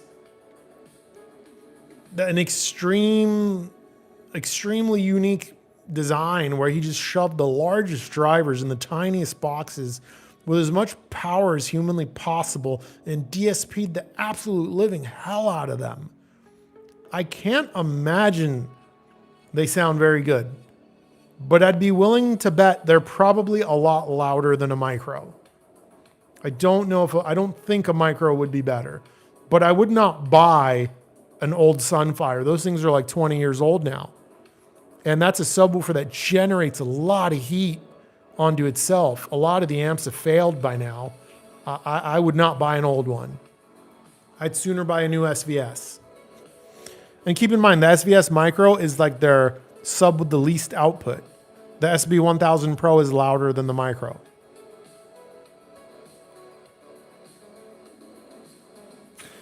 Yeah, and 58 likes. Yeah, 61 likes now. Because you're doing the damn thing, Nemo. That's what Feliciano said. Thank you, bro. XCV says, Nemo, you're one of the best in the hi-fi YouTube world. Thank you, man. That's very kind of you to say. Novalicious says, this is my first live stream. Is it Novalicious? Is it really?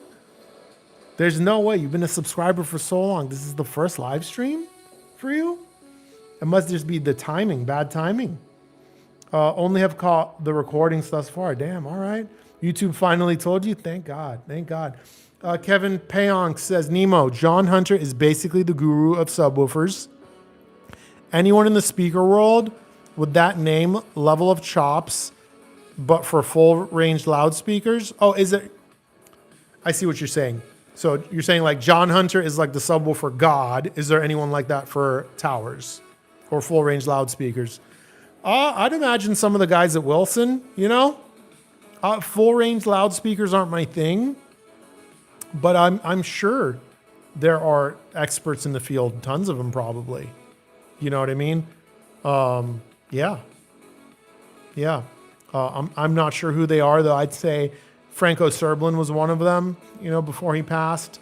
The owner of Kef, I'm told, was an absolute wizard.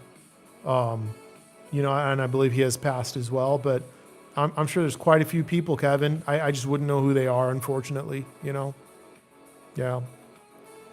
Wow, 175 minutes. That's nuts. Maybe the algorithm likes a long stream, huh? Who knows?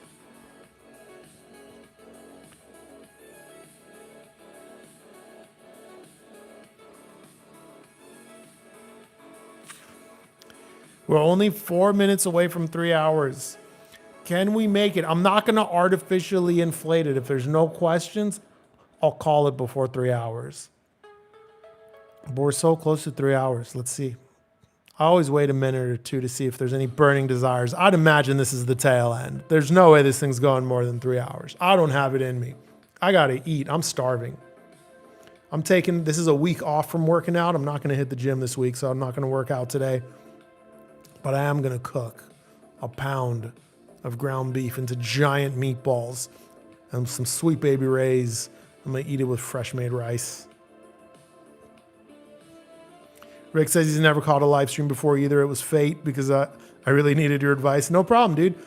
And guys, you don't have to wait for a live stream. You can hop in the free Discord. The link is in the description box of all my videos. Most content creators charge money to have access to them. I don't. The only thing I ask, don't join the free Discord and just DM me. Don't do that. I'm not your personal shopper. I don't like that. The Discord is a community. Ask your question in one of the sections, and I'll usually see it, and I'll usually answer. Oh, my butt is really hurting. This is not a 3-hour chair. No, rock roll. I don't have any playlists on streaming services. XCB, no, I live in Southern California, not Northern. Northern California is a lot of farmland, unless you're talking like mid-north, like SAC or San Francisco. Novalicious, some days you just got to rest and eat Chinese food. Bro, you're telling me. I feel that. Feliciano says maybe it's interaction in time. Yeah, I could see that. Rockroll says Sweet Baby Ray's for the win. It is the best store-bought barbecue sauce, 100%. Papa Kenobi says any rumors of a Choco Ime new and improved model, maybe with more features? I don't think so.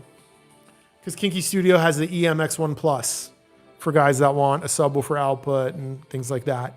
And Kinky Studio is the purest brand. I don't think they're ever going to make an amp with tone controls and things like that. That's not their style.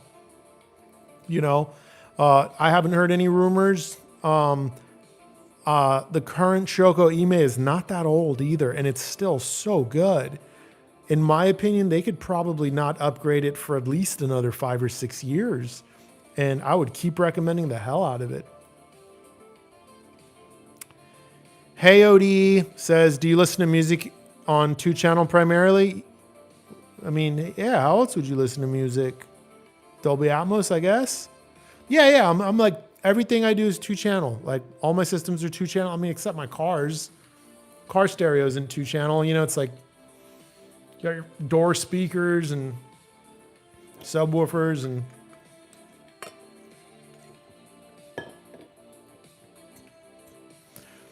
Novalicious, I'll be honest, I don't know what Barmia is. Or Bamia, I don't know what that is. Iran is a country where...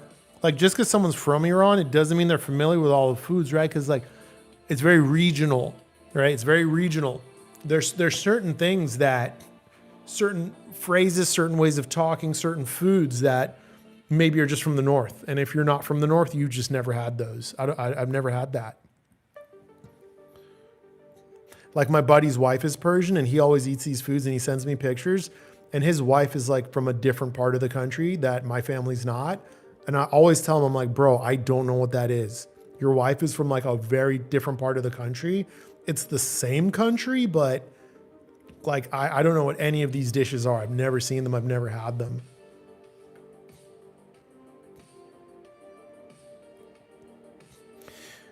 Sergey, for power cable, Stratus 10.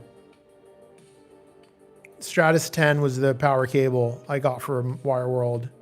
From Boris at the Audio Legacy. Feliciano says crazy manufacturer or reviewer stories. Maybe. I'm trying to think. I've had like weird shit happen. Like I've received speakers where I have like tweeters disconnected. I've had to like open up and like just plug them in. Weird shit like that. I mean, I told you when I went to Rel HQ, I tripped and I fell, and John Hunter literally catched me. He caught me. You know, he's taller than me. I'm only 5'9". He caught me. He stopped me from like literally like face planting. So that was kind of crazy. I don't know if I have any like crazy stories about like other reviewers. I've like met a lot of them now, and I have like some kind of relationship with a lot of them. I made a whole video about that. But I mean, they're people just like us. Everyone puts their pants on one leg at a time. I'd say like my coolest stories are probably like the conversations I've had with John Hunter, just because like he has such a wealth of like knowledge on the technical side, the sound side, and on the lore of the industry. Like he's told me so many stories about like these like hi-fi greats that like kind of established the industry originally, right? And made it what it is today. And where they came from and how remarkable their skill set was at certain things. Like I'll tell you one quick story he told me. So I don't know if he was mentored by the owner of KEF or if they were just friends. I can't remember the details, but he told me he was in a room and the owner of KEF was one of the people there, and he saw an engineer bring a driver to him for inspection. This was a long time ago, before all this computer-aided design. And the owner of KEF at the time, he held the driver and he just like with his hands was like moving it. And he looked at the engineer and told the engineer what the resonant frequency of the driver was just by feeling it, and gave him some recommendations on changes to make. And John Hunter told me he would later hear that speaker based on the changes the owner suggested, just based on just touching it. And he said it was remarkable, you know? And John Hunter is much better at telling stories than I am. Like when he tells you those stories, it's like you're there, you know? And that's like that's really cool. You know, that's really cool. He knows a lot of history and lore about the industry. That's fascinating. And anytime he talks, I listen, you know. Most of the time when I talk to John Hunter, we're not talking about subwoofers, believe it or not. It turns into story time, and I'm here for it. I'm so here for it. I find it so fascinating. I love it.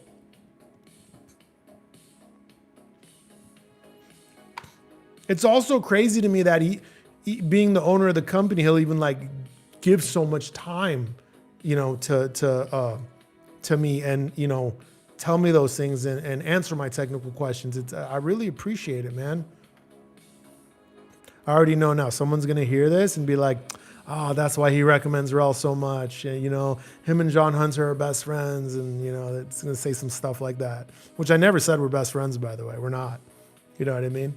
I respect him a lot. I admire him a lot. His wealth of knowledge, you know, we're friendly.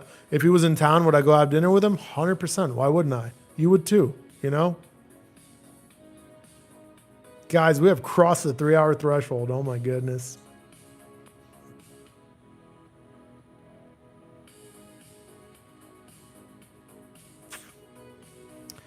Bar Shocks, I'm not doing share reviews. That sounds like a nightmare. Kevin says, perhaps your next HQ visit will be a trip to Denmark to interview Mads and tour Bucard Audio. No. I'm not hopping on that kind of flight. I hate flying, guys. I hate it. My Rel's facility to my home is a 1 hour and 15-minute flight. That's the only reason I did that. That's the only reason. You know, I'm not hopping on an international flight. No way. I've done it. I travel a lot for work already.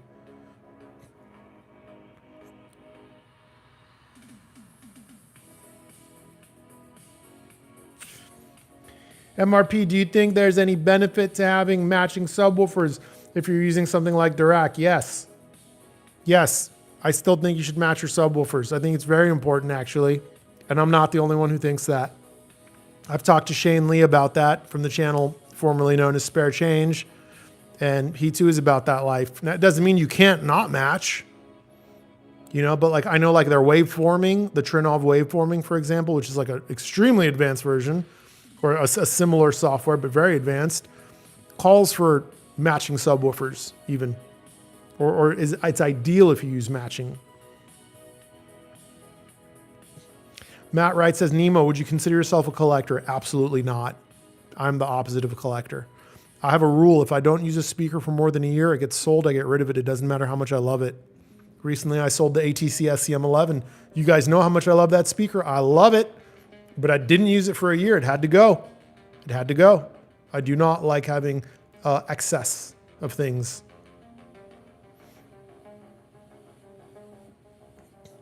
Everyday Jay says, I saw Phil's Barbecue and SD rip off Sweet Baby Ray's sauce. The sauce is the boss. It's blasted inside. It's been there for years. I'm not familiar with that place. Peter's my first name. Anyone in the chat, maybe screenshot the titles I mentioned if you are into great eats.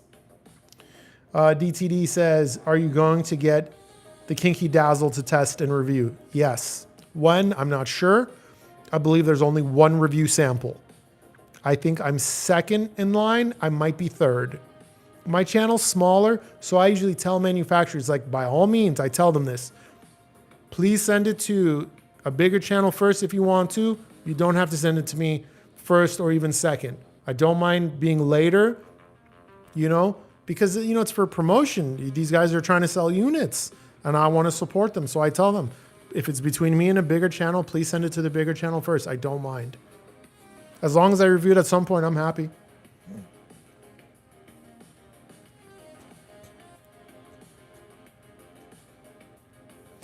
Flight Vector says, John Hunter is one of the best communicators I've ever seen in the industry. Yeah, yeah. MRP says, thanks, no problem. Peter's my first name says, Arendal Sound is a Norwegian company specializing in high performance. Yeah, we know.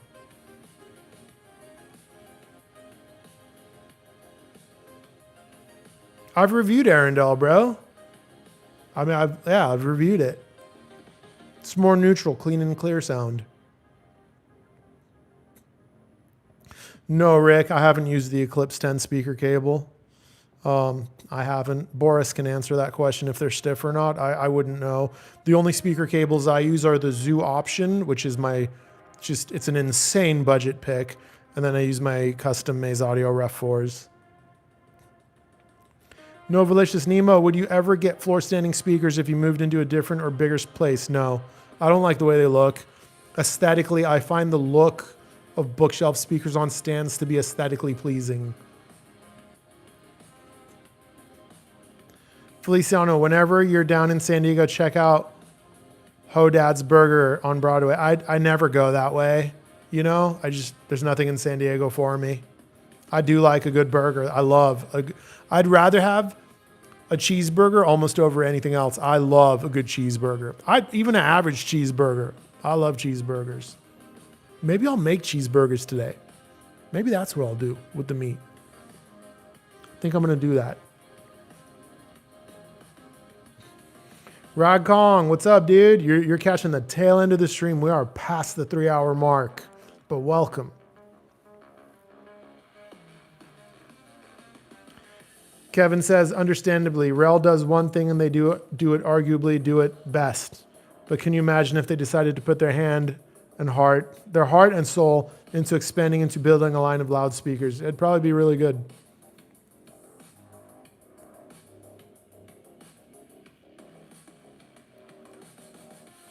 Hey, Odie says, if you could only keep 1 or 2 subs, which are you keeping? Like, I don't, though. You know what I mean? Like, I don't. These, like, hypotheticals were like, I had to. Like, I don't. So, in this hypothetical, I'll say this. If it's in the space I'm currently in, I'll keep my Rhythmic FEX12 because my Bucart S400s are the speakers that I enjoy the most. And the Rhythmic FVX12 in my smaller room is the best match for them. if in this hypothetical I was in a larger room where what the carbon specials are really designed for, you know, and I had mass 400s, then it would be the carbons, you know. But in my small room, as I've said a few times now, the carbon specials only work in my room with high sensitivity speakers. I can't use them with average or low sensitivity speakers in my room. It's just not possible. So it would, if I'm staying in the same space in this hypothetical, it'd be the FEX12. I don't even need a second one, just that one.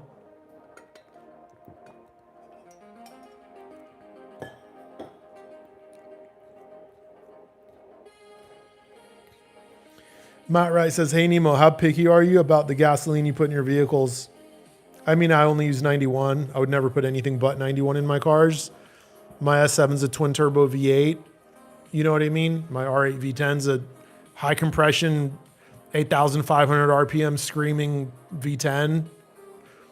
I'd use 93 if 93 was available here. I won't use off-brand gas stations. I don't go to Arco or you know, those like weird off-brand ones. Any of the major ones I'll do. Shell, Chevron, 76. I swear 76 burns a little faster, but I don't care, whatever. But yeah, Mobil, Exxon. Yeah, definitely not going to like Valero. And there's a reason. So these off-brand gas stations, sometimes their gas is fine. Sometimes the off-brand gas station, you're buying actually Shell gas. They bought some leftover. But these off-brand gas stations play games. At one point in my life, I worked at a shop where we like modified cars. And we would like tune these high horsepower cars. And we'd notice some of them, man, we would have a real hard time making power. We'd run into knock way earlier than we should have. And we found out those people were going to this certain like Valero gas station down the street before coming to us. And the 91 octane gas there, it was closer to like 87. You know what I mean? So they kind of like play games.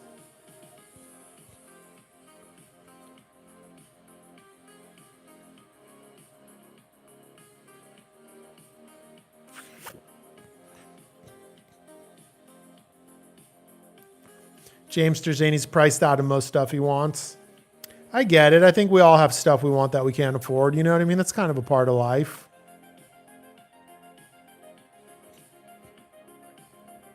Radkong says, I see that 3 hours deep. Happy to say that I haven't spent a single dime on hi-fi in about a year actually. I'm cured. Good. That's great. Get off the merry-go-round. We don't have to always buy stuff, you know? Todd says he's got a small room. Can you remind me of your dimensions? It depends how you look at my room. Some people consider my room a 12 by 14. Some people consider my room a 10 by 12. I have 9-foot ceilings either way.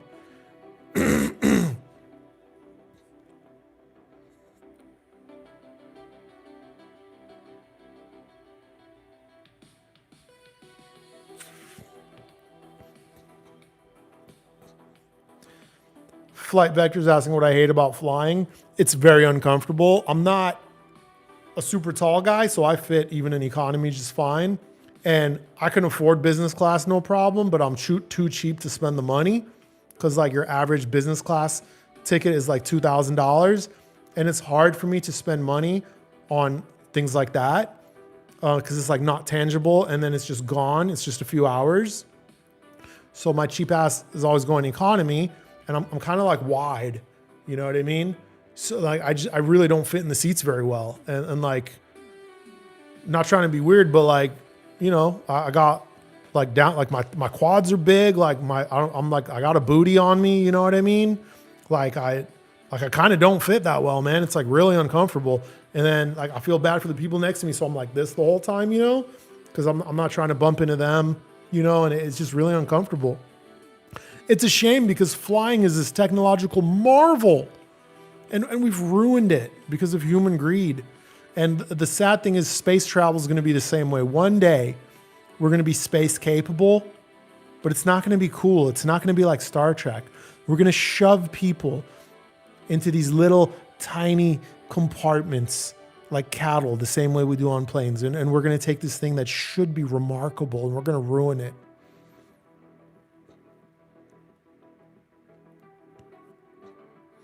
No, Valicious, no, I would never buy a Tesla. Not because of Elon Musk or anything. You know what I mean? I'm actually a fan of Elon Musk.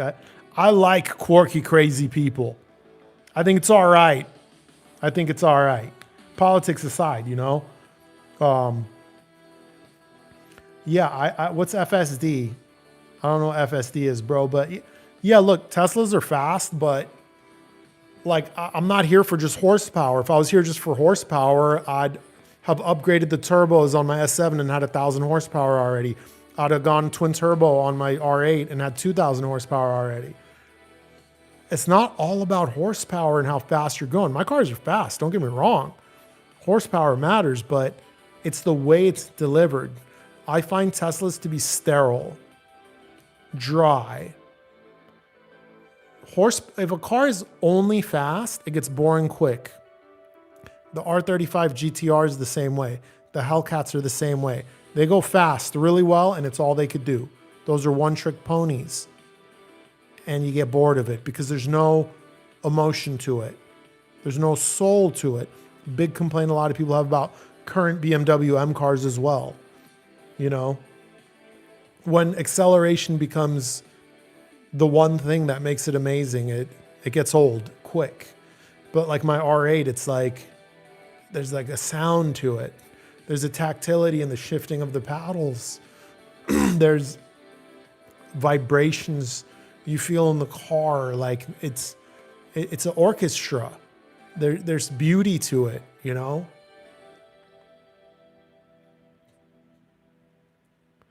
Guys, if we're going to keep going, I need to go to the bathroom real quick and drain the lizard. So we got 61 people in here. 2 people drop a comment. Let me know. Are we going? Are we still going? It seems like there's a lot of questions here. I'll make an executive decision. I'm going to go to the bathroom real quick, number 1, so it won't take long. I'll be back in like a minute, okay? Yeah. I see people saying, please stay on. All right, I'll stay on. I'm down as long as you guys are down. I'm not trying to overstay my welcome. You know what I mean? So, all right, I see a bunch of people saying, yep. All right, give me a second. I'll be back.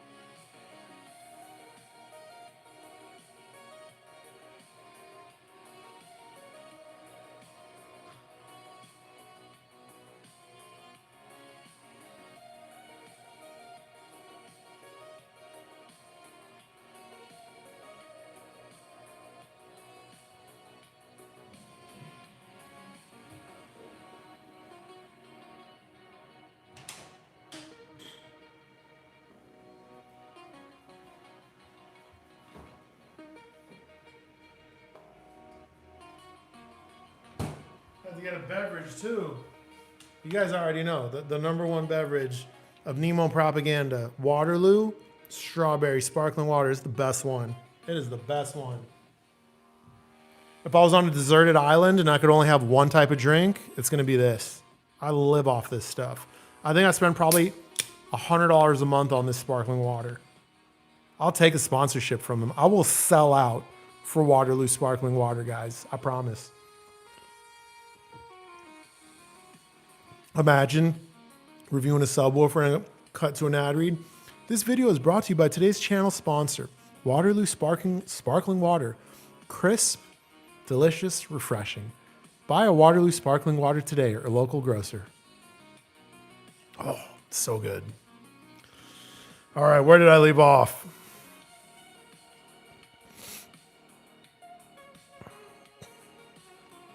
It was Tesla. Someone asked me about Tesla.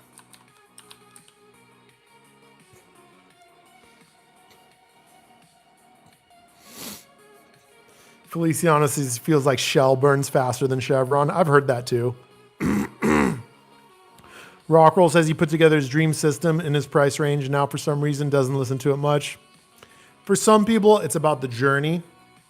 That's the thing. Some people just like building in a hobby. You may be that type, so you might enjoy hobbies where more of that is happening, you know?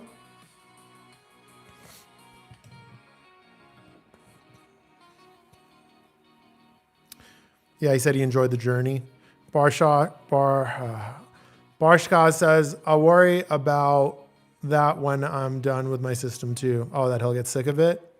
You might not. I still love mine.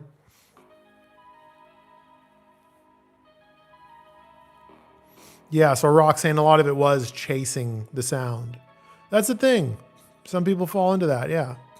Novalicious says, bro, I'm 6'2" and my cheap ass still flies economy. Damn, that's rough.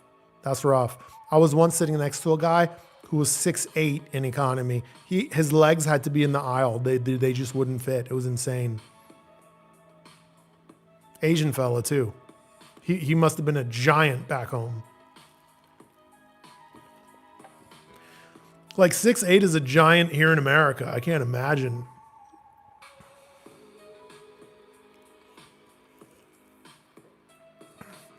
Radkong says, you are forced to buy an EV in Norway.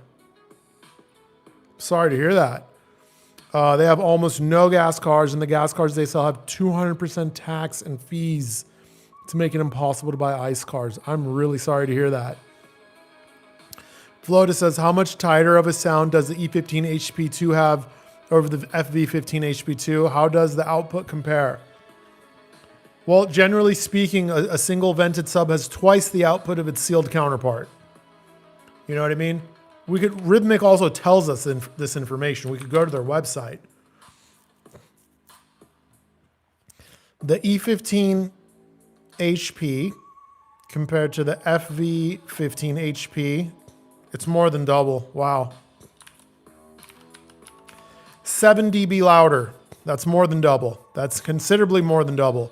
So, excuse me, you might need like 3 E15 HPs to have the output of a single FV15 HP. Sorry guys, this is the downside of drinking sparkling water, but yeah, 7 dB more output. That's substantial, man. How much tighter is it?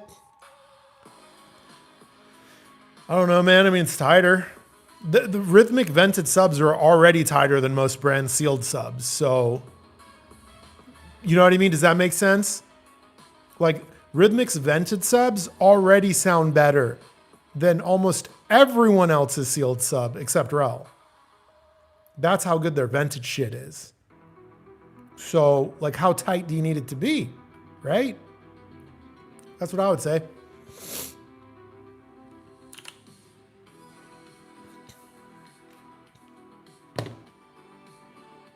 God, I couldn't find, like, my battery was dying on my vape, and I couldn't find a long enough cable, so I got this contraption now.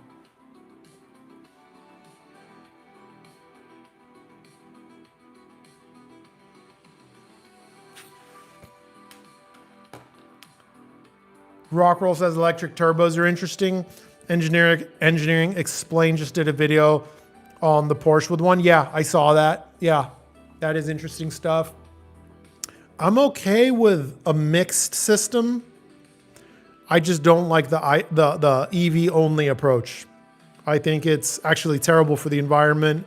Battery waste is still a thing, and don't be fooled into thinking they actually recycle those things.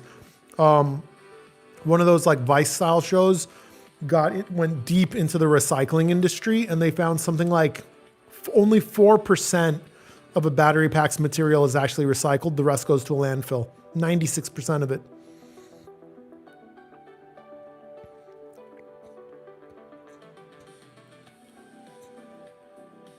I'm seeing the people that's encouraged me to stay on. Thank you. Yeah, Flight Vector. A lot of modern cars have gotten big and heavy. Part of that's unfortunately because of unnecessary government mandates for certain things, but like a lot of safety stuff, which safety stuff's good, don't get me wrong, but like, does the car need 12 airbags? I don't know.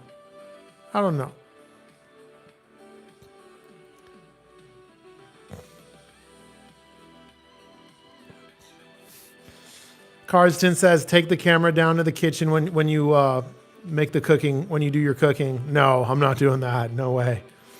Todd on Maui says, I think you reviewed the 12-inch. I have the ELAC Varo RS 500, and I'm wondering if Reller SVS is a bit larger size would be good for a 10 by 11 room. Don't want to overwhelm the space though. I mean, it depends which one you're thinking about. If it's for a theater, you don't have to really worry about overwhelming the room too much because it's like more is just better in a theater. In music though, it'll start to like mess things up. It's not good, but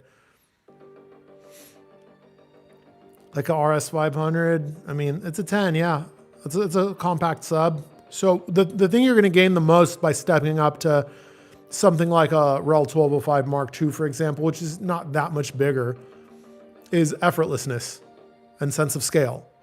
You're going to find that smaller 10-inch, by direct comparison, sounds forced. That's what most people realize. Right now, it probably doesn't sound forced. Kind of like no different. If you go listen to big towers right now, you're going to come home, your stereo is going to sound small, right? By comparison. But right now, your stereo doesn't sound small. So yeah, if you can go to like dual 1205s or something, you might like that. You could add a second RS 500. Adding a second small sub also makes it sound more effortless and gives you a larger sense of scale. So that's an option too.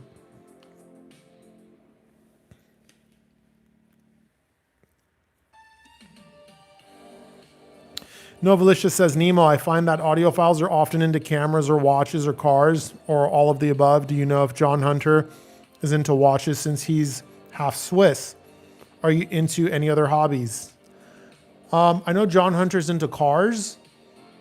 Like the Rosso Red on the T9X is literally supposed to be what you think it's supposed to be, right? It's like that racing Italian red that we've all seen if we're into cars. He does wear a watch, but I'm not super into watches myself, so I never look to see what kind of watch people have. I don't know if he's into watches or if he just has, it's a style thing, right? I couldn't tell you. AJ says, you also asked if I had other hobbies. Yeah, I like going boating with my friends at the river. God, dude, sometimes these zins hit like so hard. I like going boating. I like going duning in the desert. I like anime. Books. Sorry, guys, these things give me the hiccups sometimes. I'm trying to vape less. I read about 20 science fiction books a year. Love science fiction. No, not huge on. I'm just going to take it out. This one's too strong. They're like inconsistent. Sometimes you get like a really strong one. Hold on.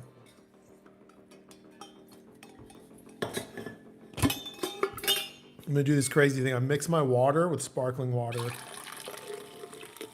Sorry, it's like right next to the mic. It's probably loud. I'm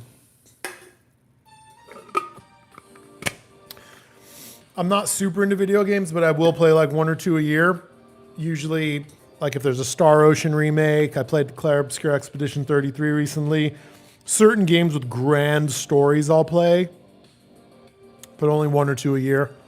And then I hang out with my friends a lot, like a lot. Like I have this big group of friends, and we're like a giant family. You know what I mean? And a lot of them had kids in these past few years, so now there's a whole new dynamic. And it's a lot of fun.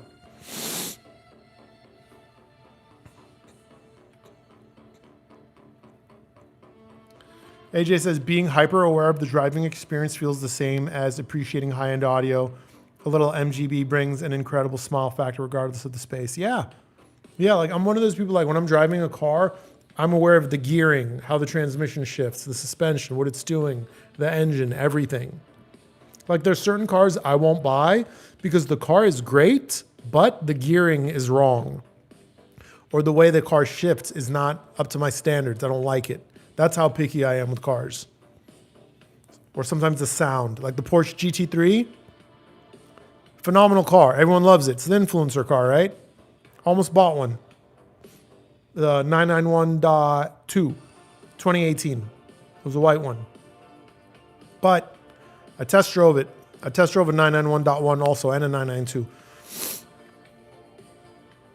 There's something about the sound that engine makes that, first of all, I think sounds like shit.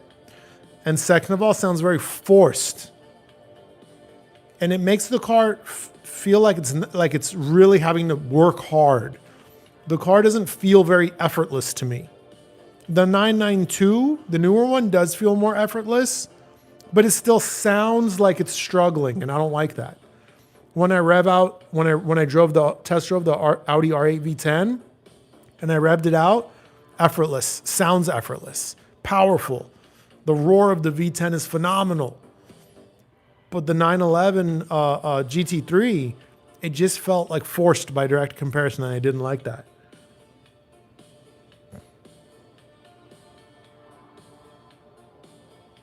MRP says international business is a can't be unseen situation. Yeah, I'll tell you this. I've learned a lot.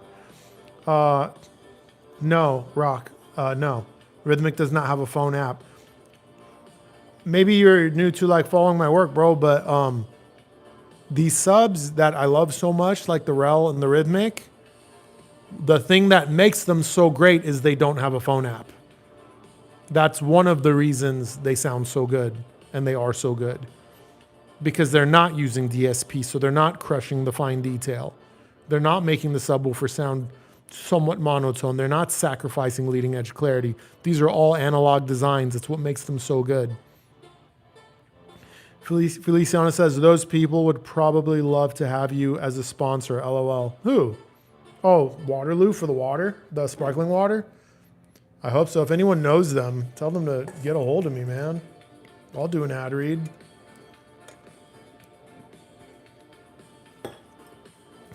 Damn, Radkong, I'm still bummed after reading your comment that Norway is, you're like almost forced to buy an EV. That's such a bummer. There are countries where you can't be an automotive enthusiast, you know? Like Singapore, for example. Cars in Singapore are so expensive. Oh my God. I think like a BMW 5 Series in Singapore, right, with the 4-cylinder, I want to say is about 400,000 US. You know, they're a lot. Same Hong Kong's another place where cars are stupid expensive. The cars in Hong Kong, I think, are double the price. And then on top of that, your first year registration is 100% value. So a Toyota Camry is like $80,000. And then you go to registered and it's another $80,000. So it's like you pay 4x. Novalicious says, I totally get the dynamic with friends. I have young kids. You'll soon see that of your friends, those with kids, and you won't hang out that much. This is because the people with kids have zero time. Not with my friend group. It's actually the opposite. We hang out more now that there's kids. We're like a community. Like we all help each other and stuff. You know what I mean? And all my friends are like-minded. Like they all want the kids to be like very socialized. And they want the kids to all see like really good examples of other human beings. And that's what we are to each other's children. So we'll probably just stay this way. And because I've talked to them too, you know what I mean? I've asked them like, how do you envision this? And they're like, yeah, the goal is this never changes, right? Like right now, like for the kids, like the adults like us, like we're their best friends. Like we're their friends. You know what I mean? And that gives them more self-esteem. Like, dude, these kids, their vocabulary is more extensive than most kids their age. They're talking more. They ask more questions. They don't have iPads. None of them have iPads or access to an iPad. These kids are going to be badass, dude. I'm telling you. But there were some people in the group that Novalicious, like you're saying, they were like, well, I have a family now. I'm just going to go do the family thing. And they regret it. They regret it because now their kids are behind. They're not as socialized. And those friends that are like on the outskirts now, because they chose to be solo and not be part of this like awesome community we all have, which does take some effort. I won't lie. It's hard for so many people to get along. Those ones are all like sad now. They'd be having depression, a lot of arguments, you know, between the husband and wives, and talking about divorce and shit like that. You can't make your world too small. You can't. Cardson says, speaking of gaming, are you still driving those minis behind you with the shit wrecker? I never used the shit wrecker with those speakers. That was never a system. I might have done it during the review just to try it. That's a Hagel H190 connected to the Supermon minis, and it's always been that way. I may have had an Emotiva TA2 there for a period, but it's always been Hagel H190, Supermon minis, and a Kef KC62 behind the couch.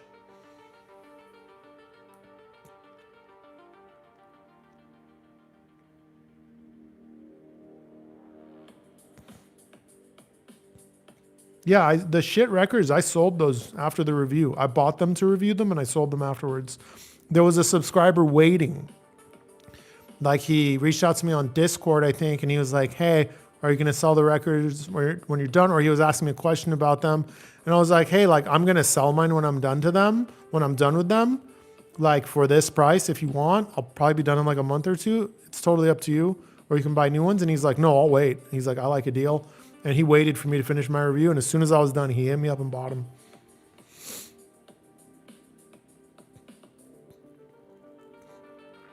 Yeah, I'm with you, Flight Vector. He's saying he agrees that the flat sixes and the 911s just don't sound that great. Six cylinders in general just don't sound that great, in my opinion. They're the worst sounding engines, in my opinion. He's talking the unvarnished sound of the IMSA GT3 racers are murderous on ears. Yeah, of course, dude. Any race live is murderous on the ears. Are you kidding me? The IMSA stuff was crazy, though. Todd says Rhythmic won't ship to Maui. Rel's tool suggests 1 or 2 S550s. Did you say review is coming? Yes, a review is coming. And Todd, you might want to look into a service called Freight Forwarders. Freight Forwarders are a service that for people who cannot receive goods direct, like you being in Hawaii. A freight forwarder is just a company in the US that you'll have the product shipped there, and for a fee, they will forward it to you where you are. I don't know what it costs. It varies based on the size and weight and things like that. But if you really want a Rhythmic, you can definitely get one shipped to Hawaii using a freight forwarder or parcel forwarder. It doesn't have to be freight, obviously. There's parcel forwarders as well. Just look up shipping forwarding company. Actually, if I was you, and I know there's ones for Hawaii specifically because I've worked with them. I think Pack Air is one for Hawaii, but type in Hawaii freight forwarding and you should find a bunch.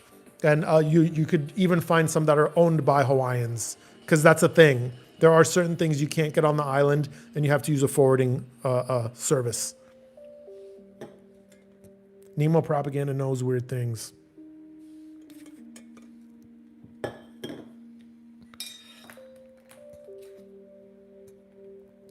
Novalicious says, bro, I love that. That's super important. I always prioritize friends over everything else. Yeah, here's the thing, Novalicious. No one gets to their deathbed. And this has been studied like crazy. They've interviewed thousands upon thousands of people on their deathbed. No one has ever said, I wish I made another $10,000. No one has said that. Everyone talks about the relationships. If they have regrets, it's in relationships. If they're happy about something, it's about relationships. No one ever says, I regret not buying this thing when it was on sale. I regret not buying a second home or making more investments. No one says that. They regret not spending more time with the people they love. And like, bro, it's crazy. Like these kids, it's even changed my perspective on a lot of stuff. Like I've changed my workout routine because of these kids. So like I started doing more core workouts, right? Because when you play with these kids, you use your core a lot, right? And I'm the cool uncle, and I got to stay the cool uncle, right? So I was like, oh, I could probably use more core strength. It's super easy for me to pick them up. I could hold them for a super long time. There's no problem. But the core strength, I'm like, ooh, that could be better. So I've been started doing core exercises literally just so I could keep up with these kids. You know what I mean? So it's super cool, man. I feel very blessed.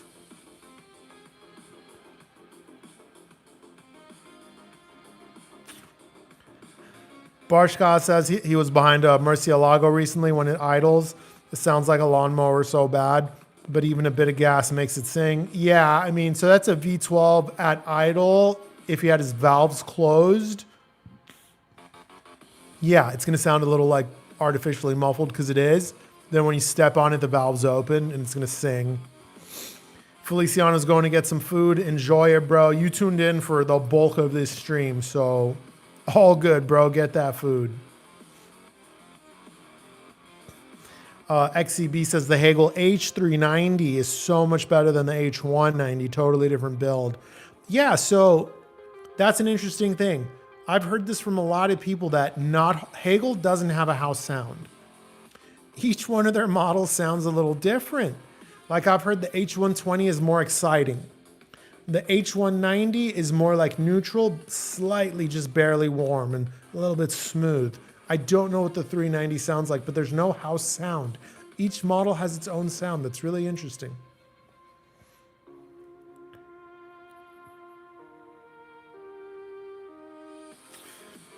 Rick's about to go to. He's got to do some cleaning. Rick, you could have been cleaning while you were listening. You just have your phone in your pocket. That's what I do. That's what I do. You could definitely, I clean my house all the time. If there's an Andrew Robinson stream happening, I listen to it on my phone while I'm cleaning my house. But yeah, no, if you guys got to go, guys. I stay as long as you guys stay. You know what I'm saying? We are approaching 4 hours, which is insane. It's absolutely insane. I've never had a stream go this long. You know, it's usually, and I've done a ton of these. 2 hours is normally kind of the natural point. And you know what's crazy? There's this other content creator I'll follow in a different hobby. Dude, his streams are like 6 hours. It's insane. He's cool too. Maybe this is the end. Let's see. There's been a lot of questions. Don't force it. If there's no more questions, don't force it. But if you got a question, I'll answer it. Let's give it a minute, see what happens. If nothing comes in, maybe this is where we end it. I always say I don't want to overstay my welcome. We got holidays coming up, guys.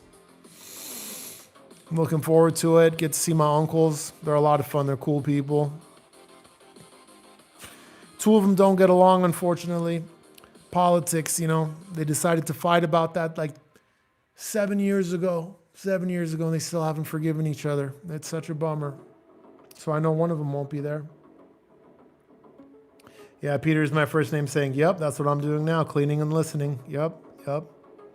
Yeah, you don't have to watch. You don't have to like watch the stream. You could just listen to it in the background and clean. It makes cleaning so much more fun. You could wash dishes, you could cook food, vacuum. Vacuum is a little bit harder. You're just going to miss some parts of the stream. It's okay.